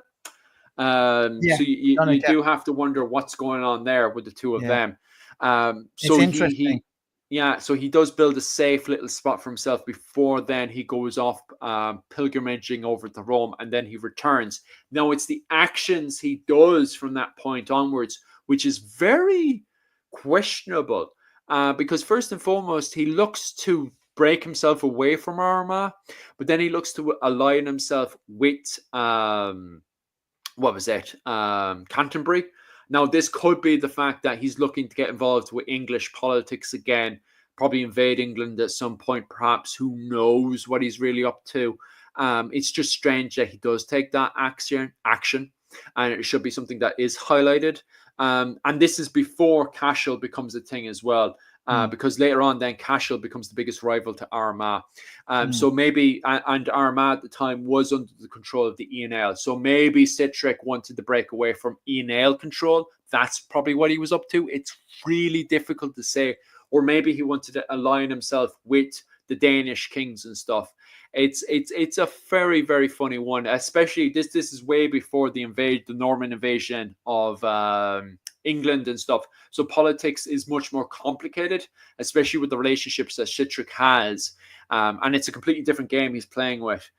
So he does ally himself with, when he comes back, he disconnects himself from Armagh. He's like, I'm not paying tribute to Armagh.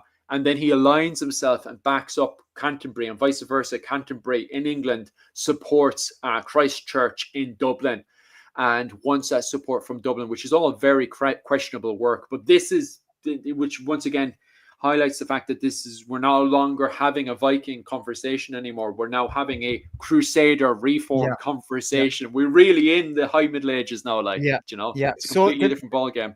The last question now, and then we'll start wrapping up then, because we've had an unbelievable live stream. We'll definitely we'll carry on soon enough, Phil.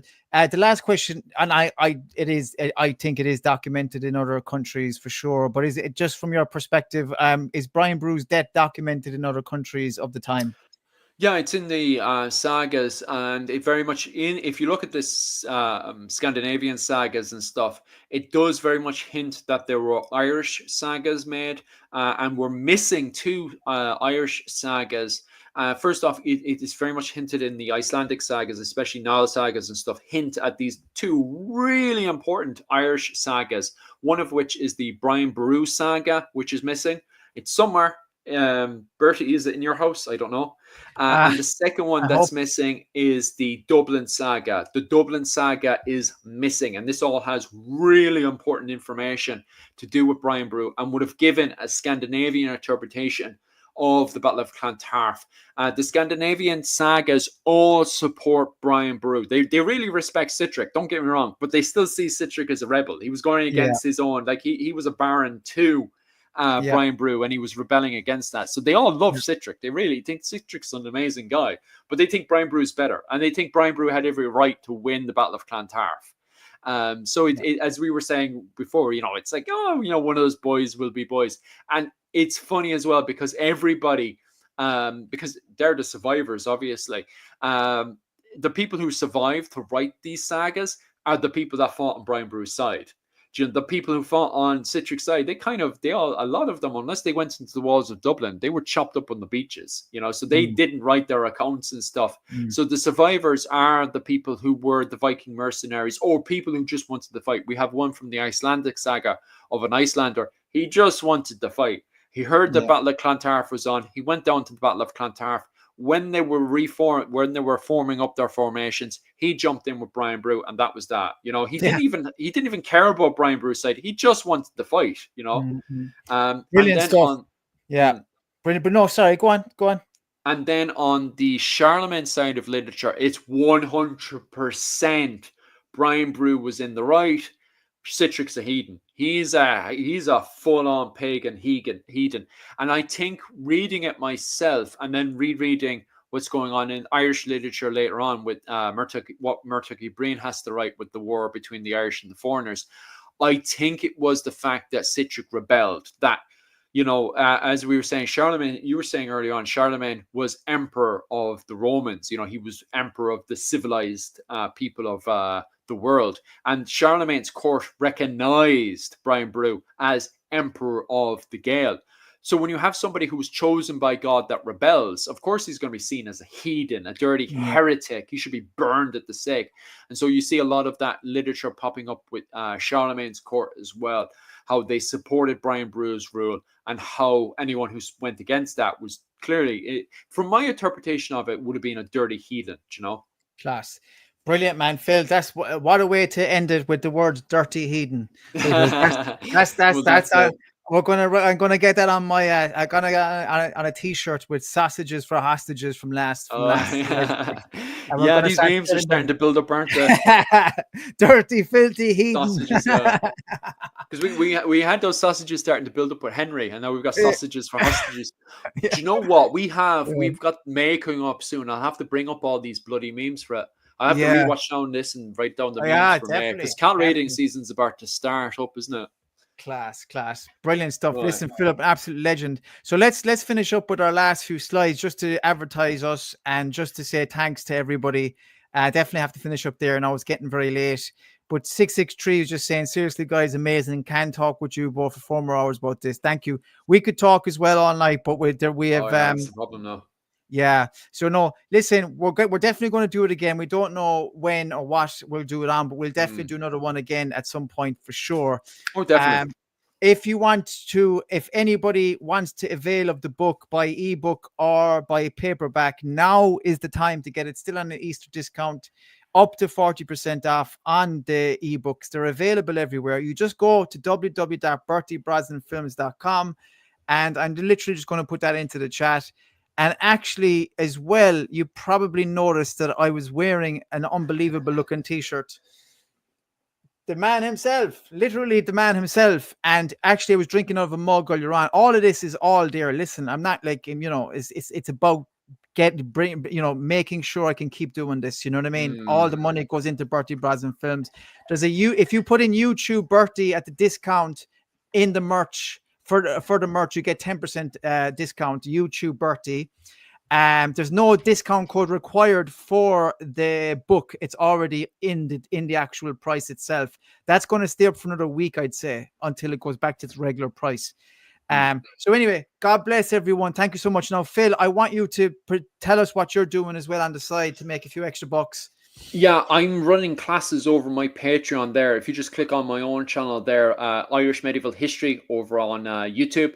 Every Sunday, I hold classes. Sunday night, I hold classes. This week, we are covering the huge, massive topic of Flanshina, King of Ireland, which is a huge, massive topic. I did do a live stream on it before, but this weekend, I'll be going into even more further detail and descriptions on that one.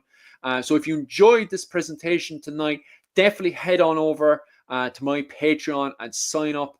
The classes are about 20 quid. And of course, if you just want to support my channel as well, just give whatever bob you have. It doesn't really matter. But if you want to fully avail, take advantage of that, 20 quid a month.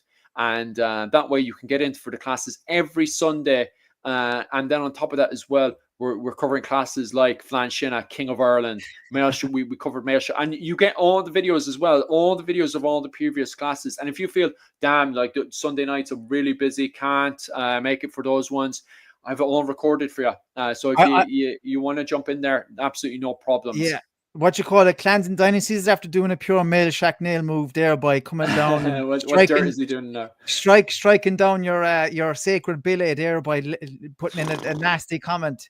Cal Raiden is coming up. Cal Raiden is coming up soon. An Ulster man never wants a Munster man on the rise. You see, that's the problem. That's it. And here, Bertie, Cal Raiding is happening soon. Boom, boom. Yeah. May 1st. The cows are going out to pasture. That's where the cows are coming out to pasture, boy. What I want to say as well, for anybody that's still listening or will be listening to the replay, I would highly recommend people get on Philip's Patreon. And I'm not saying that just because he's on the live stream. I'm saying it because I was listening to Phil doing his YouTube videos, his shorts, well before we started talking. And I have learned a huge amount. I said that to you when we first started talking. I learned a huge amount from Phil. Well worth the money. Get in there, get in for a couple of months, support his mission, and learn a load about medieval Irish history. That's the way to do it. And, it's all supportive of us doing our stuff on the internet. We need to do this because, as we said in the beginning, right? And it's not just about us, it's about other people as well doing it. But we're carving out our own little space on the internet. The reason why we're doing this, and specifically why we did this tonight, is because there's so many copy and pasted stories of the Battle of Clontarf, just all over the internet. Lazy bullshit. We've actually sat down for the last couple of weeks, read the books, come up with a presentation to give you the full story. And that's what Phil is doing in those classes. He's not just giving you a copy and pasted story off Wikipedia. He is actually going in depth into these topics. So it's well worth the money. Definitely support them. Oh yeah, definitely. Other than that, guys, thanks very much. And Bertie, thank you so much for letting me jump onto your channel today. You kept saying it leading up to this, we were messaging each other like there was no tomorrow, and you couldn't wait for this to happen. And to be honest with you, Bertie, I really enjoyed myself tonight. I had so much fun just waffling for ages about the Battle of Clontarf itself. Maybe I've killed off all your subscribers, and I do apologize. I wouldn't call it waffling now. Come on, now that's a humble man. Of course, Clans and Dynasties wouldn't know about humility now. You see, from a humble Munster man there. No, you're not waffling, my friend. You're teaching us. You're teaching us. All Yeah, right, but I just want to thank you for that, for letting me on your channel to let me have that, giving me that stage to tell you absolutely. guys about the importance of Brian Brew, because I know I've been joking about just there about it and all, but it is a very, very important subject, and it's really this is the foundation to our nationalism in Ireland, not just from the Republican side, but also up in the north of Ireland as well. It's how we identify ourselves on the island of Ireland. So it is very, very important for everybody, including the foreigners that come onto our Ireland and become a part of our Yes, society. yes, So it's this is part of actually everyone. it's a Yeah. that's a huge point. My girlfriend is from Brazil, and actually Mm, she loves this stuff. She was listening to the first hour. She had to go to bed, like, because it is yeah. 3 o'clock in the morning now. But she knows she loves it. She loves it, and she's learning so much now about Ireland. And actually, that is what it's all about as well, because there's all this political stuff going on. It's not just about Mm, Irish. It's about so many people are interested in these stories. And I actually love then learning then about other people's stuff then as well when they're telling me. So the point is that this is for everyone. This is for anybody that's interested, and that's the whole point, you know. mm. So no, Phil, thanks a million. We'll definitely do it again at some point, and I'm going to get Clans and Dynasties on at some point. And look, we'll leave it there. By the way, this is going up on the YouTube channel. It's going to be there for life. So please get in there, put it on in the background. You know, if you're doing a bit of chores around the house or something like that, just listen to us chat away. I'm going to be doing it myself as well at work or whatever. When I have nothing to do, I'll be just listening to us and actually reflecting on what we said. But thank you so much, Phil. An absolute You're star, more than man. welcome. Happy days. Thank you. Take care, everyone. Slán go fóill, slán a bhaile. See you. Bye. Okay.